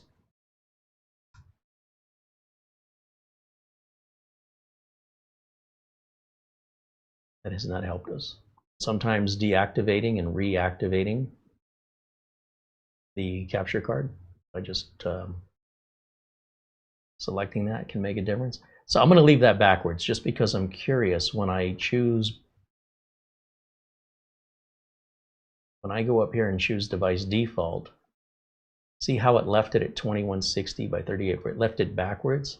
That was my way of trying to determine if that was giving us information or it was just hiding the previous setting we had. So it looks like it's just hiding our previous setting and none of that takes effect. So the only other thing I can think of is if I choose custom and I go back to 3840, I'm just curious, by 2160, and then our frames per second goes to, let's just say highest. Video format, does that make any difference? Turn it off and back on. No, it doesn't. Huh.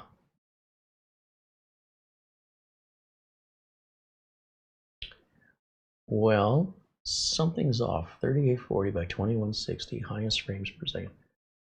Matching the output should be fine. 3840, 2160 versus device default. So I'm just trying to figure out what are the defaults? It doesn't tell me. So it must be determining the defaults up here under settings. You understand this computer the whole time is acting no differently than a $3,000 computer would if we were doing this on the streamer. Everything we click on appears instantly. The video is not hesitating at all.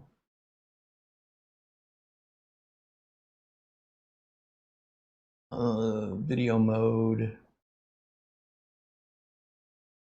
aspect ratio.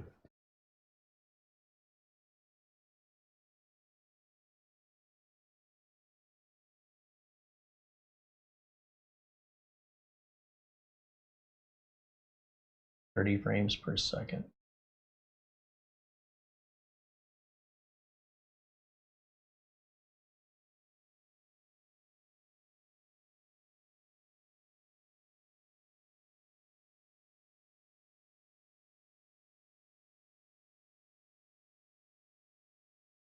I'm confused.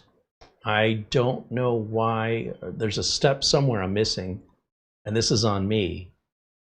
But as you can see, again, I just want to emphasize the video playback is perfect. This resolution is 4K. I'm just trying to verify what the source is. It's really hard for me to see 4K, honestly.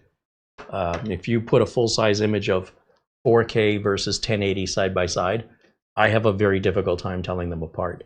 But what I can tell you, if we were in 1080 right now, in a 4K desktop, we would only get 1/4 of, because 480 is 4 times 1080. So just to give you an image of what that looks like, if our resolution was, if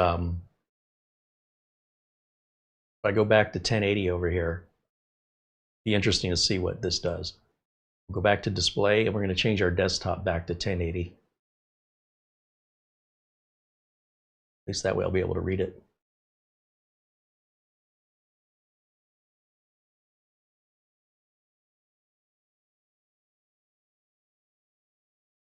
So now the problem is, if our input is 4K, now this has made no difference. If our input is 4K,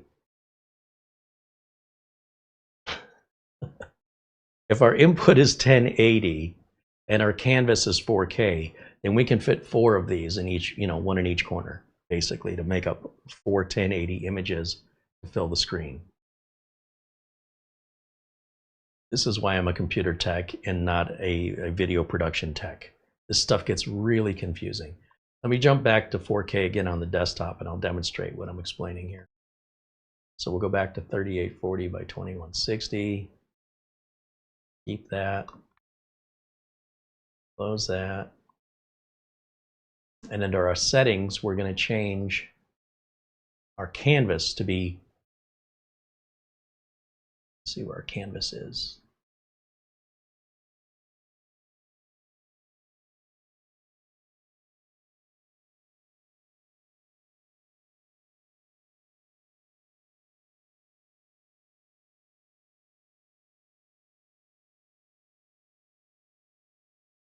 Okay, so what if our input is 4K, but our output is 1080?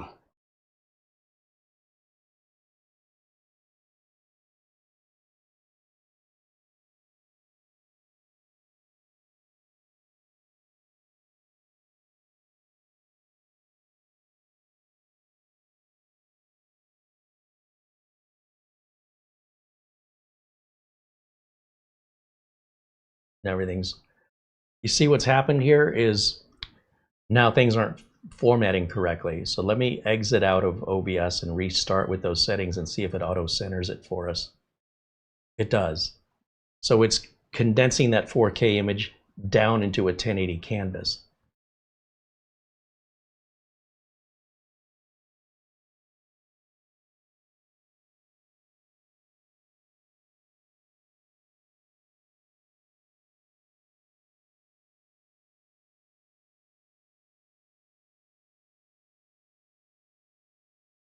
I thought there was a canvas size setting, but did they change it?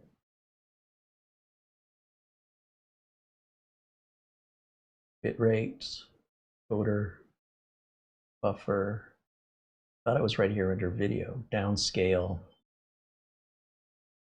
It just says that we have our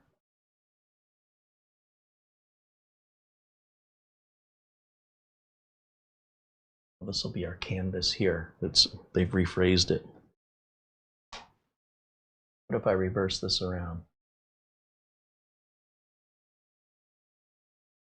If our canvas is 1920 by 1080, here's where things get confusing. Turn that off, turn it back on. It looks like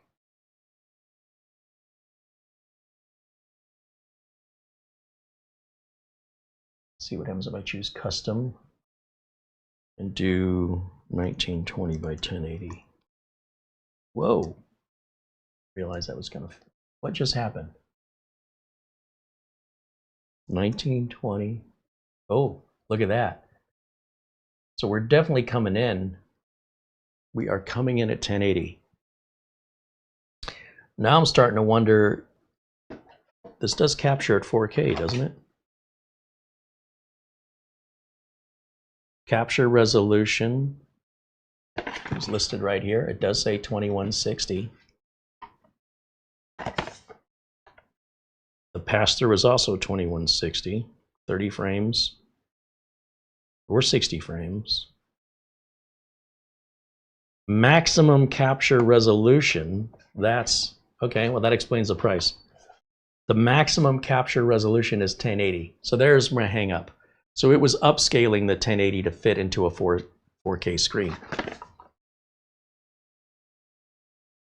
Okay, so that's a little tricky. This is not a 4K capture card in the sense that it only captures 1080 through the USB. That explains that. All right, at least I got an answer because it was really confusing me. Now let's go back over to camera 1.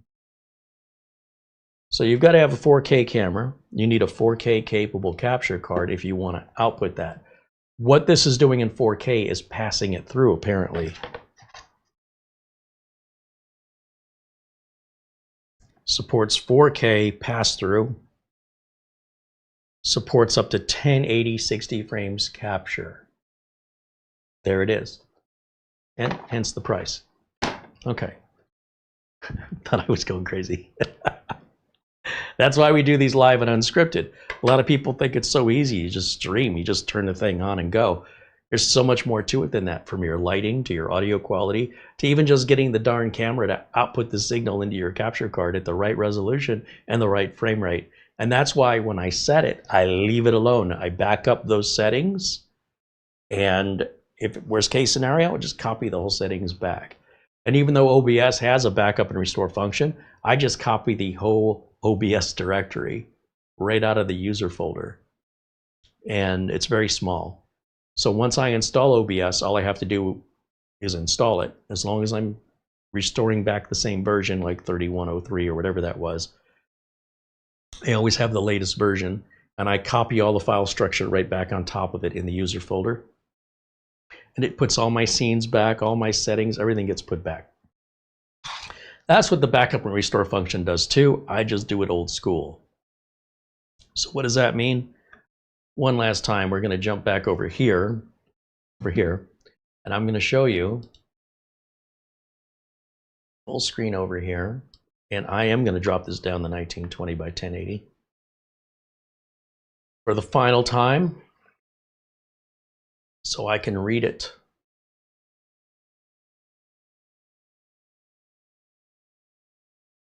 So if I wanted, let's say I had OBS all configured the way I like it. When you go into OBS, there's an option to back up your profile. But what I want to do instead is just copy the entire OBS directory, which is under users, under user, that's my username is user. And there's a hidden folder, so I have to show the hidden folders to see this. View properties.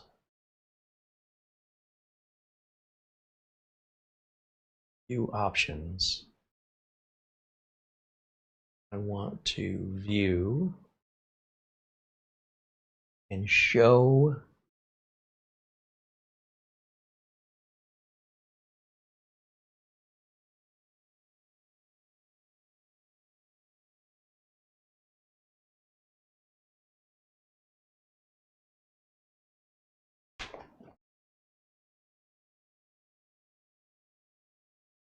hidden files and folders. Don't show hidden files and folders. Show hidden files and folders. And now we're going to see app data right here. See how it's kind of faded out? That tells us it's normally hidden. Under app data, under roaming, there's OBS Studio. It's a pretty small folder, but this is where OBS puts all of your configuration right in here. So if I just copy OBS Studio, right click, you'll see it's a pretty small file. The entire size of it is about 2 megs, maybe a little under 2 megs. And I just copied that whole folder, put it on a flash drive. And I've got a backup. Then when I reinstall OBS, I then copy OBS Studio back into this hidden folder. It'll say, do you want to overwrite what's already there? I say yes. And then I start OBS and it comes back with all my scenes and all of my profiles. Everything just comes back. Just don't mix and match versions and you'll be okay. Or you can play it safe. You know, you can use OBS and do the traditional backup and restore.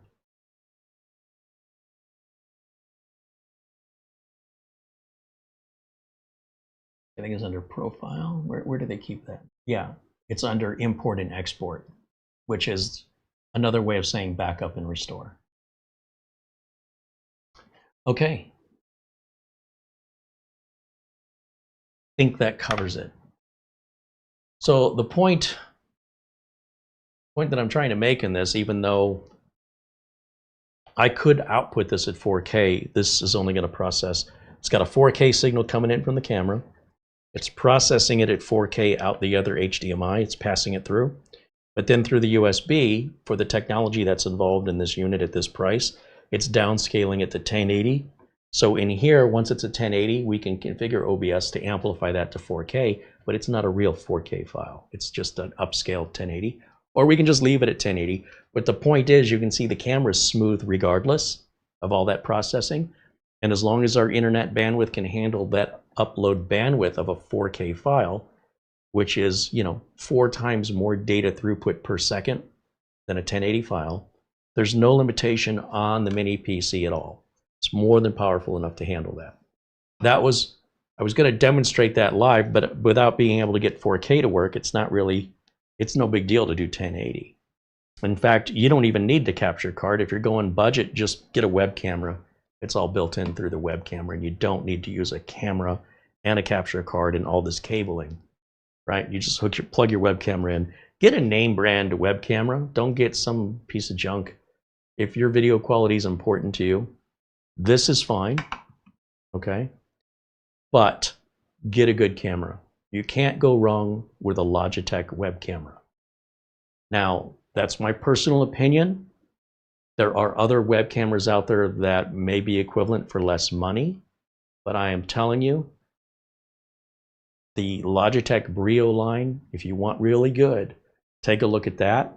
And you can also look for those refurbished or recertified as well if you want to save a little bit of money. And pay attention, because the camera may say it's 720 or 1080 or 4K. The price is usually going to be indicative of how many frames per second it can do, and also the kind of color correction and lighting. Some of these web cameras require a lot of light to look right. And with Logitech, you do pay a bit more than some of the other off-brands, non-name brands, but they're also very consistently good at what they do. In fact, if I just jump back over here real quick, and we'll go to Amazon and type in Logitech webcam. Now I'm going to show you what shows up here, because there's a lot of variation. And ultimately, depending on how important your video resolution is to you and how much bandwidth you're paying for from your internet service provider, it may not make sense for you to buy an expensive webcam that you can't use at the high settings. So looking over here at Amazon and just typing in the word Logitech webcam as our search, what we're getting is the MX Brio. This is a very, very nice camera. It's also 200 bucks. If we click on it though, I wonder, is there anything used or returned down here? Saved with used, very good, from Amazon resale, 152 bucks. Sign me up for that all day, because that's like 75% off. I'm sorry, 25% off. It's 75% of the price, and free delivery, and it's coming from Amazon that has free return. So if it's marked up or damaged or something, you have 30 days to send it back for a full refund, no risk. 150 bucks is a fair price, absolutely, for a 4K quality camera. Now, when you want to buy a $31 camera from a name brand like Lenovo, listen, you're getting a $31 camera. You know, here 40 bucks, it's 1080, it's basic. These were pretty good for their day, the C920s. And especially if you only have the bandwidth for 1080 anyway, this is great. 70 bucks, it's half the price, does a quarter of the resolution. Right? You following me? Get what you pay for. Logitech also has this really nice professional camera, which I don't know if they still make it. but boy, it's one of my favorites. This one right here. I can't believe it's that cheap. Oh, because it's only 1080. This is a really high-end 1080 60 frame per second, and you see the lens on it's quite a bit bigger. It does a much better autofocus and can track you, even though it doesn't move. As long as you're in the frame, with the Logitech software, it can auto zoom within the frame. It's pretty clever tech. If you want to take your chances with a 4K webcam made by who knows, it might be all you need. 40 bucks. Seems to have good reviews. That's on you, right? I can't say that the picture quality is going to be the same, but it might be good enough for you.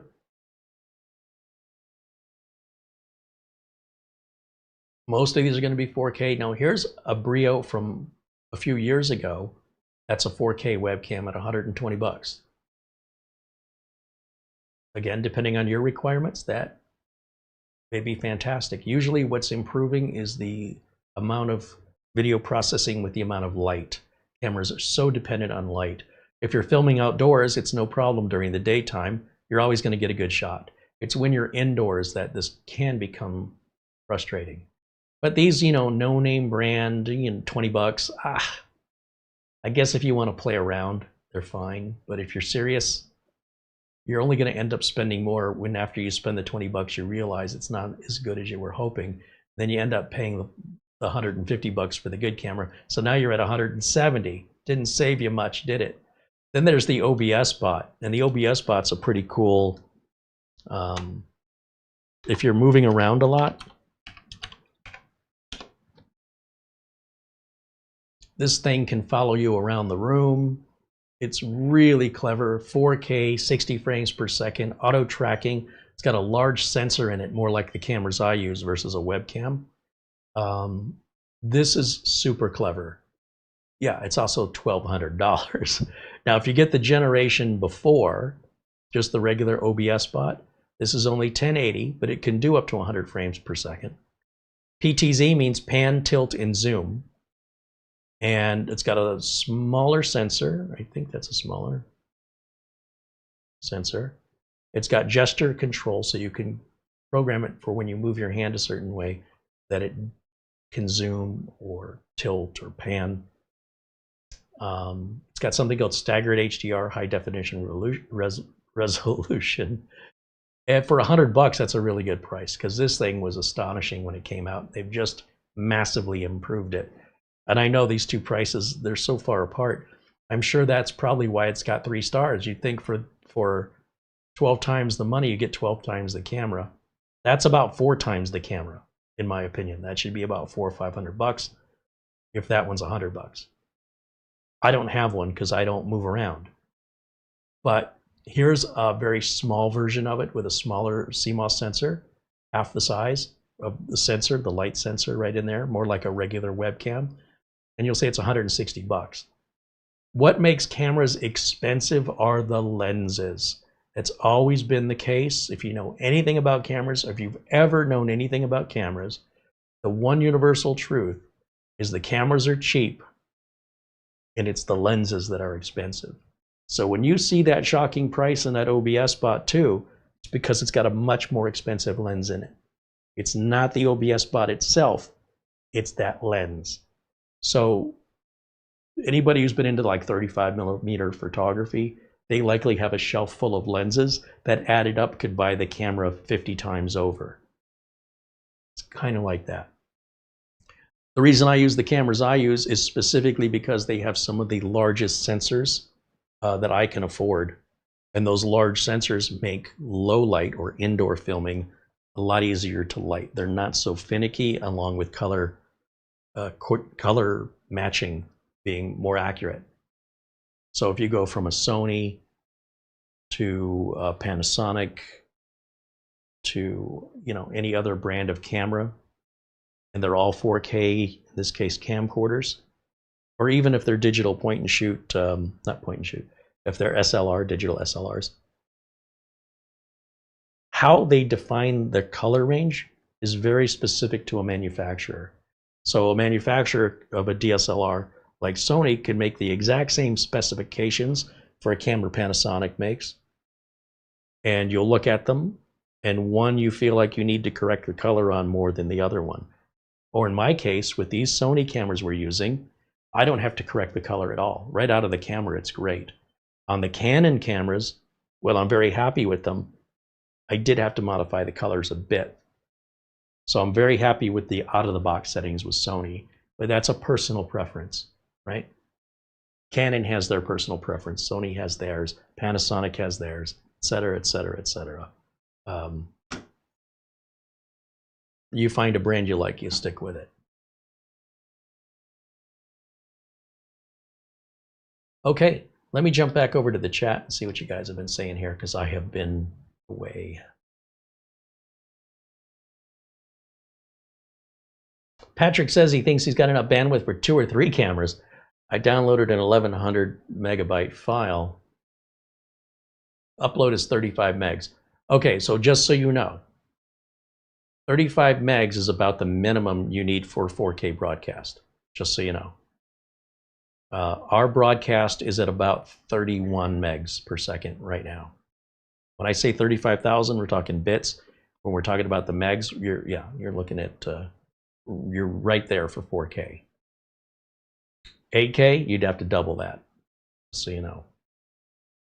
But yes, you are correct. With 4K, you could handle it once. Now, if you're multiple cameras sharing 4K all in the same OBS, you're still okay. But if 2 people are trying to stream 4K at the same time, and each one of you needs 30 at the same time, and you only have 35, and you need 60, and you're both going to have stuttering and connection issues. Now, if it's 1080, then you only need like 6 or 8, in which case you could run multiple 6 or 7 cameras. Wait. 8, 16, 24, 32. You could run 4 and still have a little bit left over with 35 up.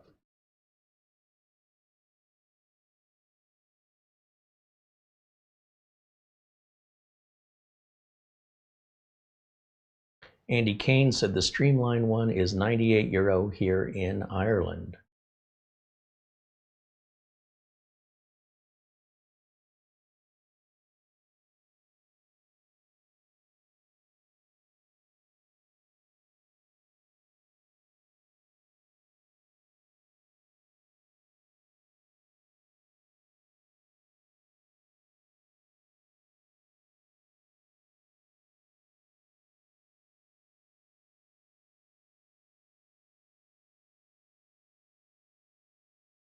John Williams says, oh, he's talking to Scott about a mini PC, a very capable mini PC. Video quality is good.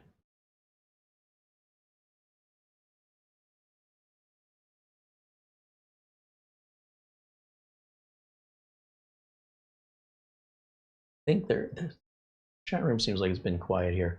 Okay, well, that's pretty much what I wanted to share with you today, because we can sit here and talk about how capable these are and to give you examples, see how fast they move. Put it under a real world scenario. So what are you using your computer for? What is the most resource intensive thing that you have your computer do?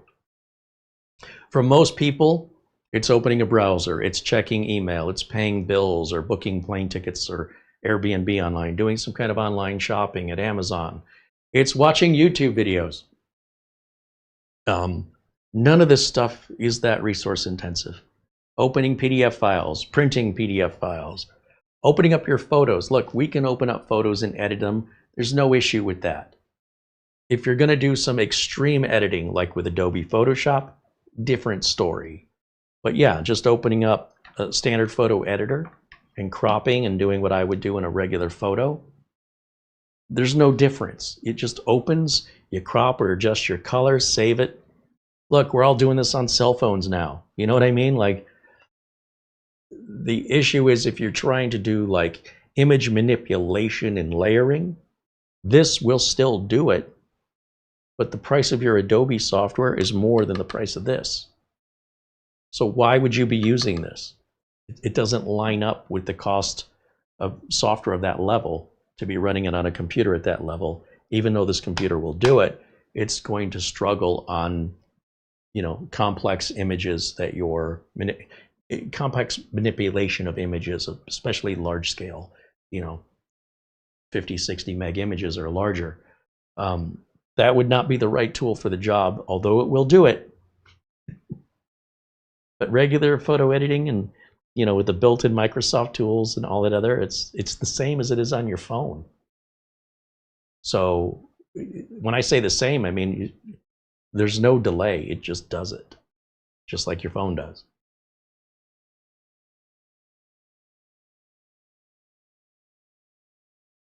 The Mac Geek said the most intensive task for me is scrolling Facebook. Yeah, these do that equally. It's not even, they're just idling at that point. John Williams said, we were talking about the mini PC you have connected to OBS on your desk. You're the best. Love your content. Thank you, John. Yeah, this little guy's pretty impressive, but I have to say they're all impressive in the same way. I think why this one stands out is just how tiny it is. That's the thing that a lot of people can't get over. And I don't think I've seen another mini PC where you have 3 HDMI outputs before. In that way, it stands uniquely alone. At the same time, I'm not aware of anybody who needs 3 HDMI outputs. They need 2, 3, but there you go. If for that reason alone, this stands unique against all the others. And if you see that as a benefit, of value to you more than the others, then that's right for you.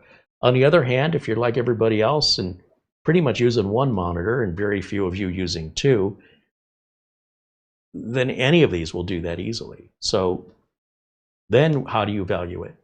Based on what? How many USB ports it has? That might be of more value to you. Whether it's DDR4 or DDR5, whether it's SATA or NVMe. I just think at this price point, you get what you get, and you have all this variety now, where it used to just be one was on sale for $125 or whatever. Get it while they last, and then maybe another one will go on sale. Now, today, in April 2025, you have a dozen to choose from. I only have a half dozen of them here. Now, I hope you'll join me next week, because it's going to be very interesting to see if I can take this Linux-based computer from this unknown manufacturer, see if they have drivers that I can download that are easily found, or if I have to go and do that myself to put Windows 11 on it, and will that work? I suspect it's going to work. Do they have a website? I haven't even tried to look. I could look right now, but I don't want to ruin my surprise. I hope they have a website, and I hope they have a place to download drivers. If not, they haven't invented any of the stuff, okay? So we could just grab the drivers for somewhere else. But at that $20 off coupon, bringing that price to $112, well, that adds yet another mini PC to the potential list if you're willing to put that work into it. Or if you'd rather put the work into it because it sounds like fun, it might be a better choice for you in that value system. So I'm not here to make a decision on your behalf. I'm here to provide you information and to set you up with realistic expectations on how these vary in price.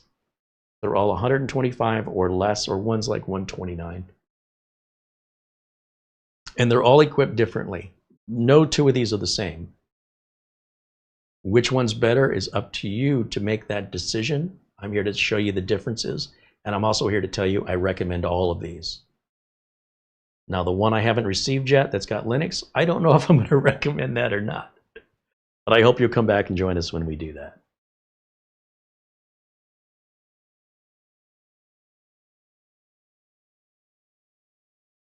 John Williams said Scott has this mini PC, this one here. He wanted you to check to see if Secure Boot is enabled. So on this one, to check if Secure Boot is enabled, because we just went through this the other day, we'll jump back over to the desktop. And right here in the little white search window down here, just type in msinfo32 and hit enter. And then scroll down. And Secure Boot state is off.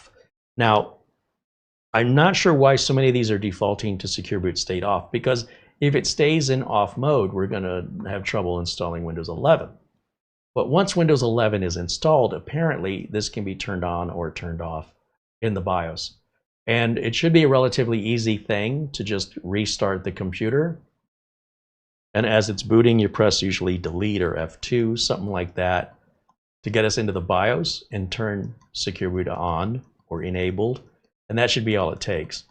I'm not exactly sure what benefit this gives us other than making sure we can get Windows 11 installed. And I'm not sure why Windows 11 allows it to be turned off without complaining about it after it's been installed. So I've got a little bit to learn on that. But if we go over here to the boot section, no, it's not under boot. It's under security probably. Secure boot right there. Enter. It says secure boot is enabled and secure boot is in standard versus custom. That's interesting. If I choose custom,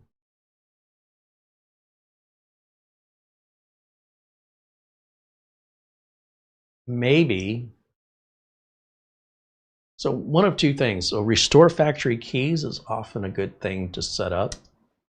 We'll hit yes on that. Reset without saving. Yes.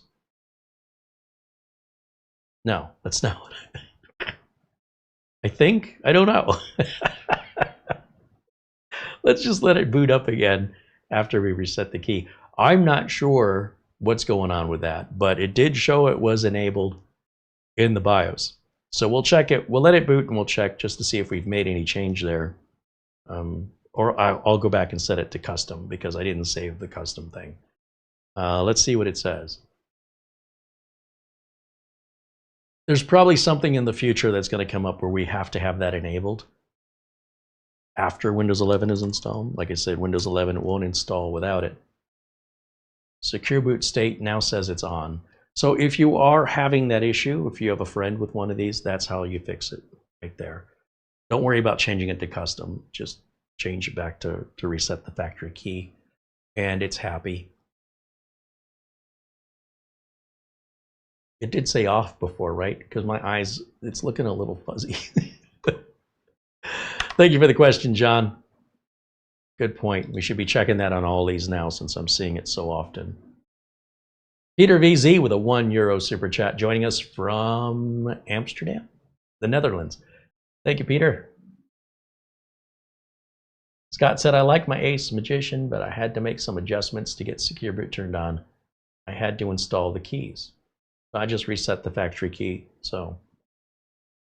Okay, glad you got it figured out. Doman 2000 said, Windows 11 only wants secure boot to be available. It does not need to be enabled. By secure boot being available, it implies you have a UEFI BIOS. Well, that could explain it. That makes sense. Scott said on his new ASRock motherboard, he had to change to custom and install the keys. Where'd you get the keys from? I mean, I'm assuming you're just restoring the keys built into the BIOS. That's all set at the factory. That's not something a user would be plugging in. So that's why I'm a little confused about the statement. The keys are just like a password. They're a series of numbers that are programmed in at the manufacturer inside of the BIOS, and you can customize and change them. That's something a corporation might do, not an end user. Otherwise, you stick with what the corporation has embedded into the BIOS.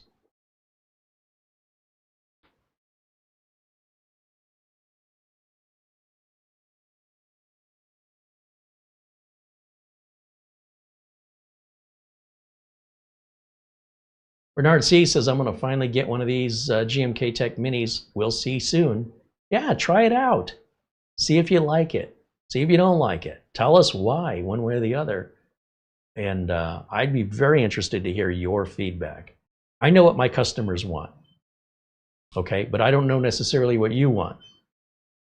But I can tell you, when we're getting this close to that $100 price point, the fact that you can get this much at this price blows my mind. The idea that somebody would say that's not enough, the only thing I can think of is this person is complaining they're not getting enough for their $100 when the same exact stuff was $300 a couple years ago, the equivalent. So, you know, we see 8 terabyte NVMe drives selling for $800 just for the storage drive, and people don't blink. We see video cards like the new 5070, it's like $600. The 5060 is like $300. You could buy several of these. But and people don't blink. You just buy it. They're buying video games that cost more than the whole computer.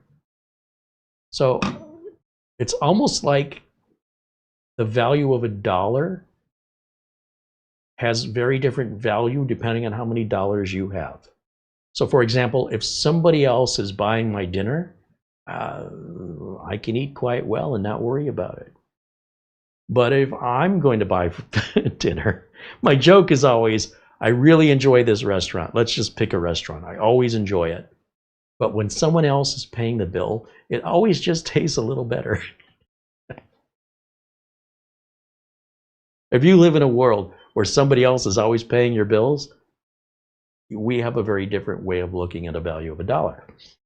When I watched, they had a series of shopping with Michael Jackson back in the day on TV, and he's like, oh, I'll have 2 of these and 1 of these. And he's in a furniture shop. Have that delivered. I'll take this.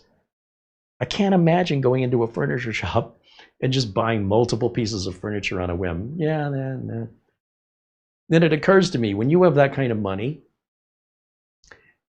if he's looking at a Matchbox car, just a little toy car, or the real car, like a Matchbox $3 Corvette or a $130,000 Corvette, they're the same to him. It's nothing. It's basically free. I'm just one of those. I'll give you 2 of those.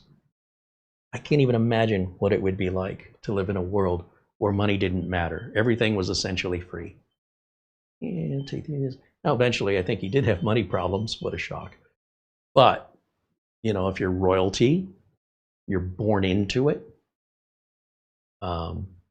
You're just born into family finances that, the family's got more money than you could spend. Different priorities in your life than mine. And what I'm sharing with you are the customers who call me. And it's pretty rare a customer calls me who says, money's no object. I want the best. It's happened maybe once or twice. It's very rare. And I love those customers, because those are the easiest. The ones that pay the most are often the easiest ones to please, because they're not usually spending too much time on it. They're so busy, whatever they do, earning their money, or they have so many hobbies and interests. They're traveling and they're skiing, and now they're in Switzerland. You have that kind of money. You're not just sitting around playing a video game all day. But when they play the video game, they want to enjoy it. And if they have a problem, I am certainly very motivated to keep them happy, because I want them buying another one and telling all their rich friends they should buy one too. See what I'm saying? But when you're dealing with people who are struggling to make ends meet, as a public service, I want to help them too. I don't want to rip them off. I don't want to sell them something that I know is crap, but that's all you can afford. If you can't afford the very basic of what I recommend, my recommendation is don't buy it. Wait until you have enough. They're not that much money. It's not that big of a sacrifice. You're not going to have to save for very long. For, to hit $100, you don't have to save much over a long period of time to hit that price. And then you're good for a long time. But instead, I see people making really bad decisions. I see them put it on a credit card, and then it takes them 6 months to pay it off. And if you add up all their minimum payments, they just paid $400 for this $100 computer. Well, it's no wonder why they're broke. They're going to stay broke. The people who can least afford that are the ones who get caught up in it. And the ones who can't afford it, they get paid from credit cards. They pay for everything with a credit card. They get cash back, or they get bonus miles. So the rich people who have a lot of money, who can pay their card up every month, the card pays them. And the poor people, we're going to call them poor people. The people who spend outside of their budget and don't stay within their means, for whatever reason, pay 4 to 20 times more for the same item as the rich person. At least here in America, interest rates on a credit card are around 30%. 30%. Nobody with money would ever take out a 30% loan. The only person that would do that is somebody who has none. So how does that get you more? That's just digging a hole deeper. Don't do that. I wish the United States would make that stuff illegal. It's such taking advantage of the people who are going to pay the most, who have the least amount of money. That is messed up. Please do not fall in that trap. That is a very difficult hole to dig out of. You want to ask me how I know?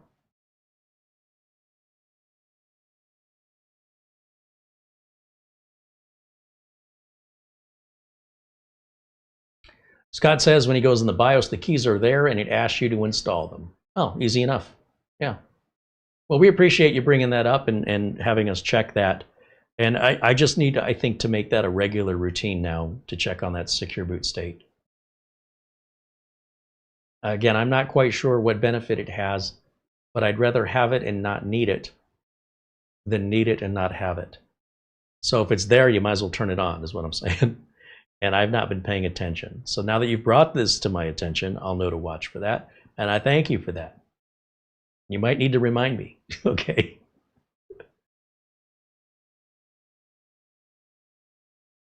Steve Chappelle joins us and says hello. Jeff wants to know in the chat, which of these would be good for a TV streamer? Every one of them. Every single one of them. At the end of the day, which one is going to look best in your cabinet or next to your TV? Or maybe all you need is a Fire Stick. I mean, if that's all you want to do is stream to a TV, nothing wrong with an Amazon Fire Stick. You don't need to worry about Windows and a keyboard and a mouse. You use a Fire Stick and a remote. You get a 4K Fire Stick for like 40 bucks. And it doesn't matter if the TV is a smart TV, it turns it into a smart TV. So if I go to Amazon and I search for a Fire Stick, they have them as low as $20 if you only want 1080. This keyboard here is the one I want, Fire Stick. Then I'll share the screen with you here. Oops. So where the Fire Stick, in my opinion, is better than a streaming computer is it's got a microphone in it that you push the blue button, and what you say it transcribes right then and there into your search box. And that way you're not using the on-screen keyboard choosing each letter individually with this round dial, which you have to press up or press down. It doesn't spin. You press it left, you press it right. It's a pain in the butt if you want to spell out something. Hit the blue button, talk into it, and it translates it, puts it in the search box and search for you. This plugs into the back of the TV, connects wirelessly to your wireless network in your house. It doesn't have to be that strong of a signal. Look at here. Just the regular 1080 one is 20 bucks. The 4K model is 30 bucks. And the 4K Max, which is Wi-Fi 6E, 40 bucks. And then they have some adapters and things if you want to wire it instead of running wireless, or if you want to have like a, hopefully your TV has a USB port that can power it, but if it doesn't have a USB port, it plugs into like a cell phone charger.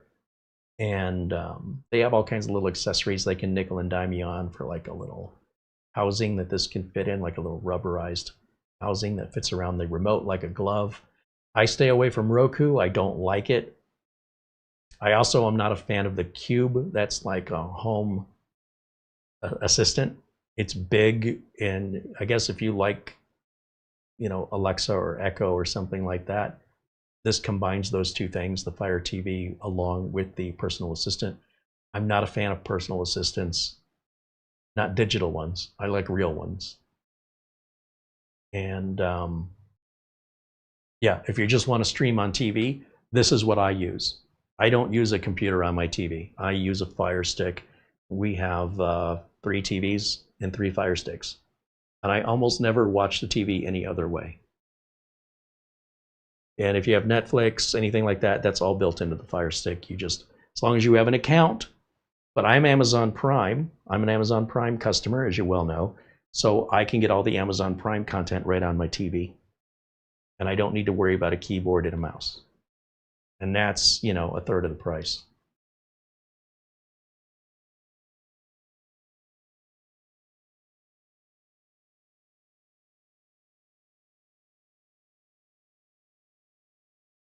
All right, we're a little over time here, about 2.5 hours into today's show. Hey, there's Mark Leibowitz joining us in the chat. Mark runs a computer repair center there out of Chicago, or in the Chicago area. He said, you know, a lot of folks in Chicago will spend more than $4 for a fancy cup of Starbucks coffee. I prefer to buy my own coffee and brew it for pennies per cup. If I'm out and 7-Eleven has custom brew for just over $1, yeah, no, I'm with you. It's priority, right? It's how they're spending their money. It's not that they don't have it, it's what they're spending it on. And if they're not willing to sacrifice optional things to have something else that they consider optional, well, that's their choice. It's not like they're stuck. They're just willingly making that decision. I'm okay with that. I just don't want them to say, feel sorry for me because I make bad choices. That's different from saying I don't have any money. You had the money, you spent it on something else. Let's see. Mark Liebowitz said, I had a Fire TV stick for a while, but I found that Alexa is an expensive date. If I asked her to find anything for me, she could only find it on pay streams, even if it was available on free ones.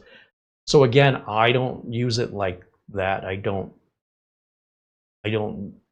like, if there's any Alexa functionality in it, as far as I know, you need the cube for that. As far as I know, that's not in the Fire Stick. The Fire Stick is just a language translation model into the search engine.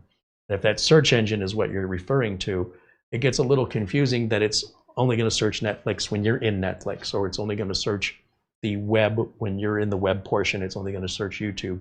We're in the YouTube search. So depending on which search you're in, or if you're just at the home screen, that's likely where it has no idea where you want it to look, and it defaults to like sales stuff, right? Where it might present you with a web page of things for sale. In that case, what I do is I open, pretty much I'm opening the YouTube app. And then when I'm in the YouTube app, I go to search, and when the little search bar appears, that's when I hit the microphone and talk into it. Now, I know I can do that from other areas within the app, but consistently that's what works for me. If you're too far away from the TV, you could have trouble with the range. It depends.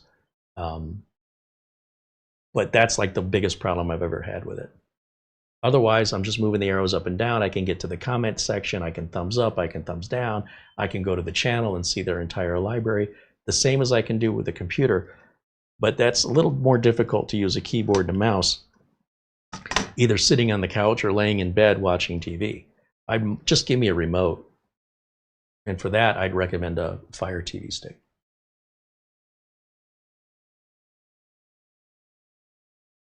Mark Baggett said, hey, great stream. And so did Dustin Fuller, says great stream. Thanks, guys. Well, thanks for helping to make it great. It wouldn't be as great if you weren't here.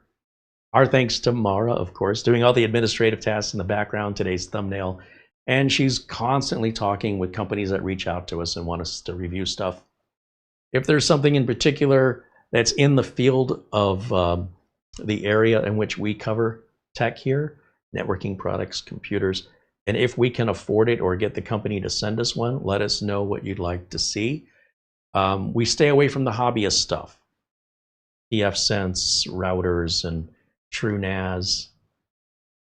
That's hobbyist. I don't make any money in that in my business, so I'm not really interested in it. But I do make money helping solve computer problems for my customers.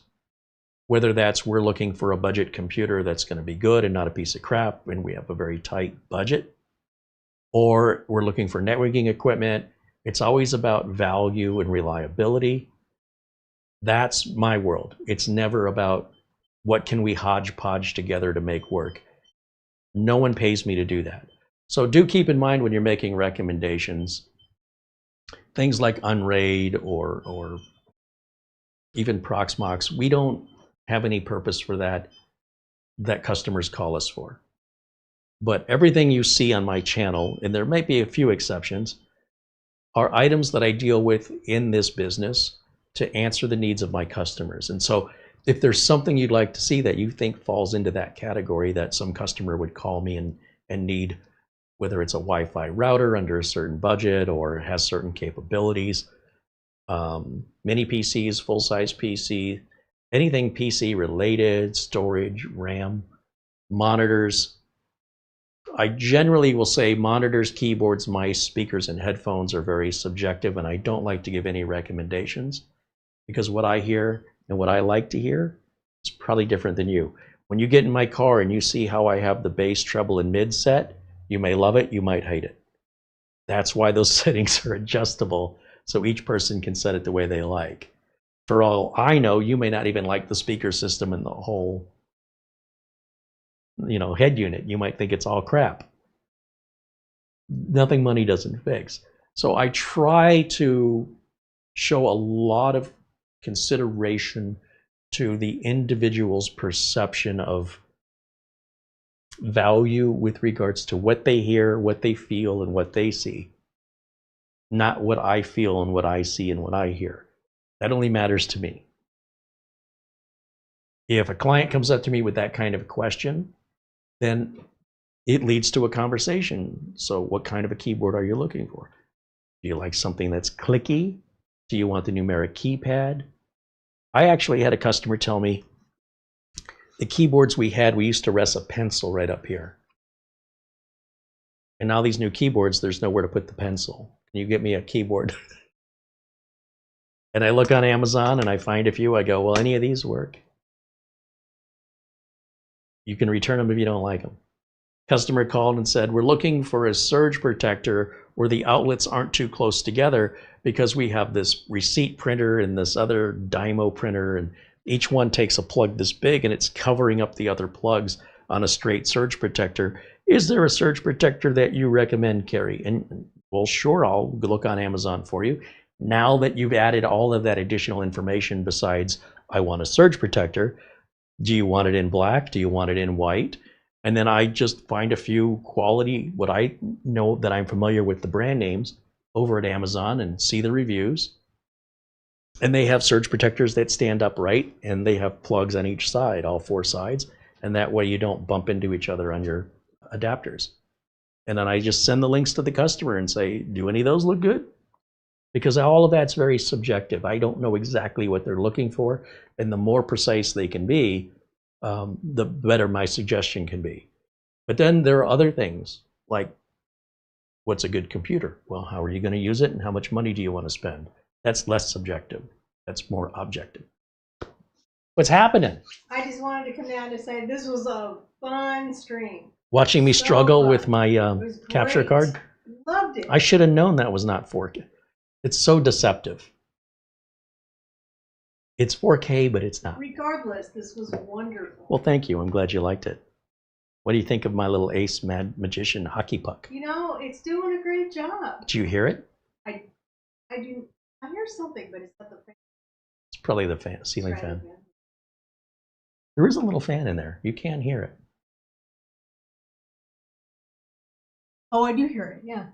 But it's very mild. It's like you wouldn't notice it. I've heard seashells that are larger than that are louder and larger than this. Great job. You know, our friends over at SCD Keys, I keep telling you, you get legal Windows and Microsoft Office licenses for a fraction of the cost, and you get 30% off with coupon code Carey. It sounds like an ad. Can I interrupt really quick?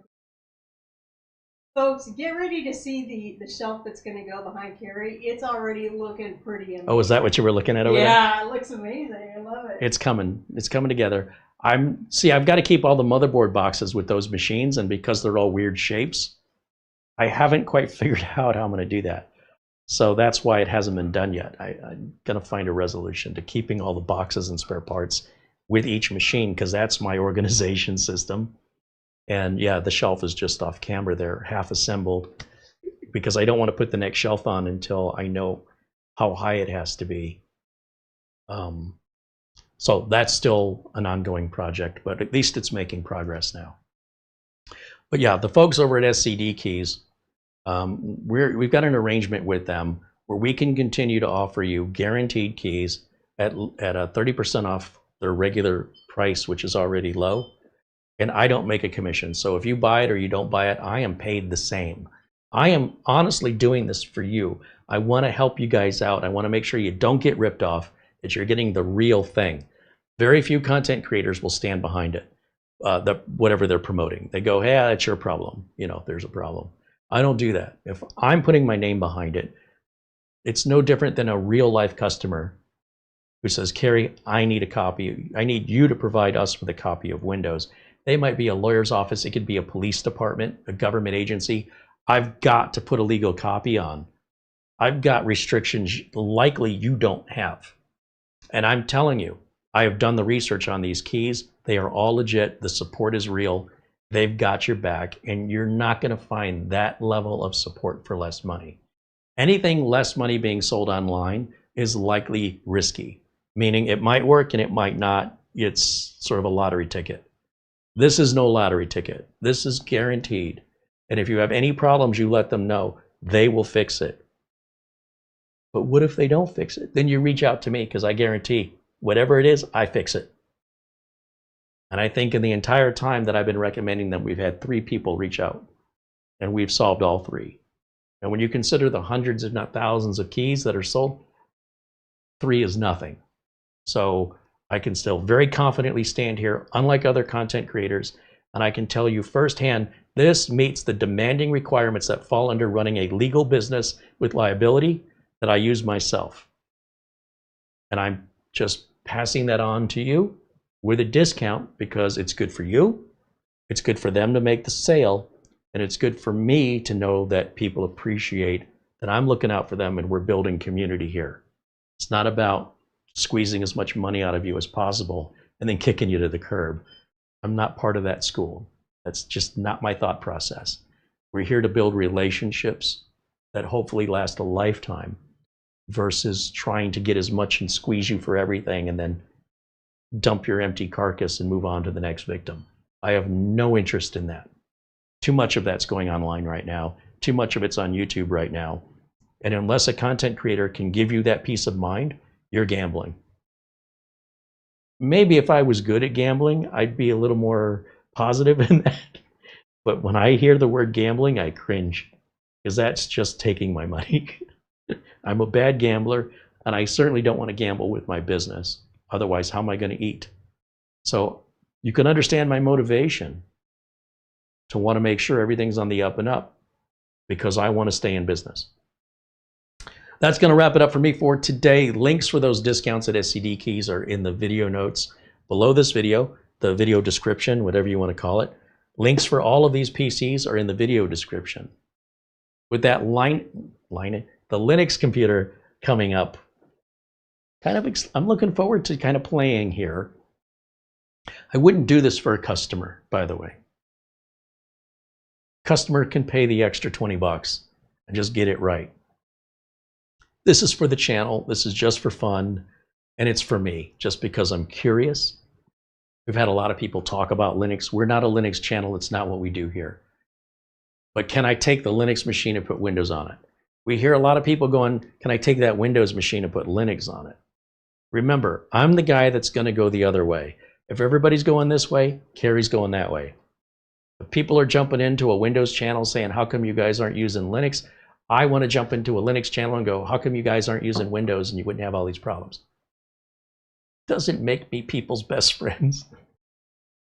But I'm trying to show you there are 2 sides. And just because one side's louder than the other doesn't mean it's not the exact same size and value as the exact opposite side. And I at least have the courtesy to think you're smart enough to make the decision yourself if you were given both sides of the information equally. That's all. That's all I'm trying to do. I'm not trying to prove anybody right or wrong. I'm trying to give you as much information as possible, especially the information that's being omitted for the cons, the negatives. All you hear about are the pros. This is better and that's better. Okay, but is everything better? No. It's sort of like growing up when they say to you, do you know when you grow up, you can be anything you want to be? But you know what they don't tell you? At least they didn't tell me. You can't be everything you want to be. You can have anything you want to have.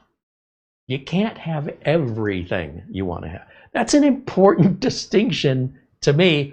It would have been nice if they'd have included that little bit. Okay, and that's what I'm trying to accommodate for, is that little bit that seems to be so common when people talk to each other, especially online, where they're painting a picture, but they're not showing you the other side of the canvas.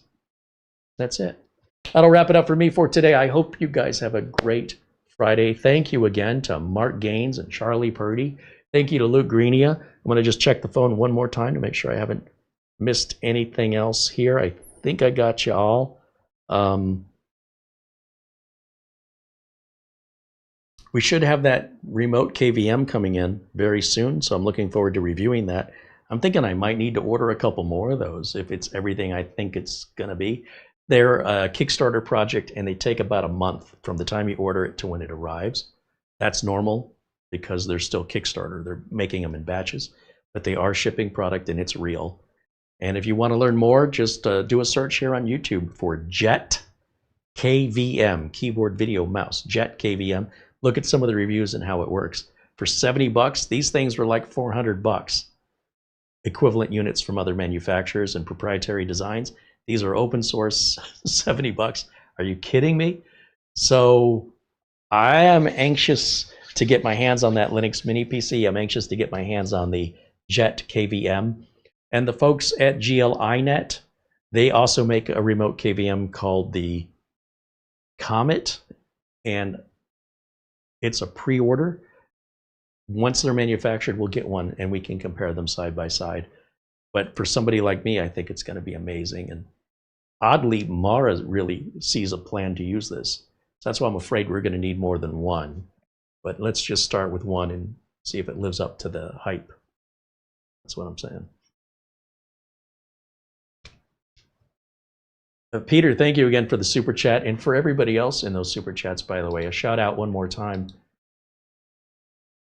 Peter contributed right in a row, €1 3 times. Thank you to Colin Hunt with £5. I was thinking of Colin Hilton, also there in England. So I apologize, Colin, if you're not in England. I might have confused you with Colin Hilton. Dwayne Blackwelder and Charlie Purdy, thank you for renewing your memberships. And Charlie Purdy and Mark Gaines for your contributions and your super chats as well. Very generous folks.